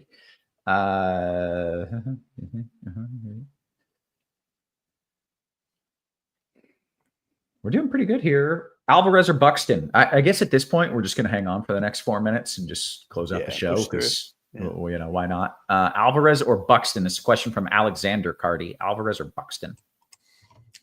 Price considered, I like Buxton. I think straight up, you're probably, liking Alvarez maybe a little more. They're close. I think just do Buxton. Yeah. Is Cheese safe from lightning? There are storms in Alabama, Cheese, but they're north of you. So Cheese is going to be okay. We're not going to have a remake of, the incident that happened a couple years ago. MT Gaming says Cheese, Jeffers or Ty France, last one in a Minnesota stack. Jeffers. Kenneth says, Cheese, I have a question. Is Draft Dashboard a good tool to use? Is that a competing thing? I would have to say I don't know what that means. Okay. So I can't answer that. Yeah, Carty, do you know what that is? I don't. You know what's good to use? All of the fantastic tools on RotoGrinders, especially Lineup HQ. Those are the tools that you should be using. It's like the Draft Dashboard, but it gives you more. So use that. I don't know. Julian potatoes or scallop potatoes? Carty? I don't know what Julian potatoes are, but the question is scallop potatoes or Julian potatoes? I mean, Julian's just a method of cutting. I don't know if there's like a specific dish he's thinking of, but I like scallop potatoes a lot. I don't. I find them to be not a good. I hate those things so much. Do you really? Maybe it could be my least favorite food in the world. Period. For real? Yeah. Yeah. I love potatoes and I love cheese, and then they combine the two in that scallop potato thing, and I'm like, it's just not doing it for me. The potatoes are usually too hard. Something's just super weird about that. Something's wrong. All right, sorry. Something's super weird about cheese, and you don't even like cheese to begin with, though. Cheese. So why are you an expert on this topic? He's got a point. Because I've tasted it. Simpson Metro Boom says, Carty, Simpson or Verdugo? FanDuel 2,500 left. Simpson. JB says, Carty, 5K outfield DK. 5K. All the good guys are like right above that, but you probably do Buxton for a couple hundred less. Yeah. Eric Johnson says mashed potatoes the GOAT. Yeah. Good mashed potatoes. Yeah. I have like a mashed potato addiction. I'm usually like kind of healthy, and if you put mashed potatoes in front of me, I will eat literally pounds of them until I make myself ill. That's how much I love mashed potatoes. God, I'm about that. What else do we have? Man, did we get all the questions? Here we go. What makes Cheese like Keishel over Julian? All projections have Julian higher. This is a question from Brink. Cheese. The Bad X does not. So whatever projections you're using, you may want to upgrade. Yeah. Plus, like, Julian is always a pinch hit risk. Pinch hit risk, not. Sure. Yeah. And we know who Julian is. He's not great. Keishel might be great. Yeah. Okay. These are all very good answers. 20% pinch hit risk for Julian tonight, according to the bat. So that's just something to keep in mind. Yeah. Okay. Cheese, your favorite outfielder on DK at any price. Money's not an issue. Brent Rooker. Okay. FanDuel Cash, Cheese. This looks like a 3v3. Guerrero, Andujar, Witt, Langoliers, Langford, Adolis Garcia. Both really good. Like, if they're even remotely close, do the one that gets you Bobby Witt. So the first one. All right. Power says, by the way, no Rhys Hoskins in the Brewers lineup. Is maybe noteworthy. Maybe we don't care. Whoop-de-doo. I thought he was a dude that had a bunch of power, and he was. He does. Like, if you're like, the Brewers are like just a random MME stack where you want lefties anyway. So it's actually, this is one of the few nights you prefer Jake Bauers be in there. So I assume that means Jake Bauers is in. So that's actually good. Okay. All right. Guess what? We did it. We hit lock. I don't know how we did it. We've been on the show for an hour and we did it. And it was actually fun and entertaining. And that's amazing. So thank you to Carty and Cheese. And of course, to our wonderful production crew, always working hard behind the scenes. Guys, I want you to let you know that we appreciate you. We love you. And we will catch you tomorrow. You have been crushed.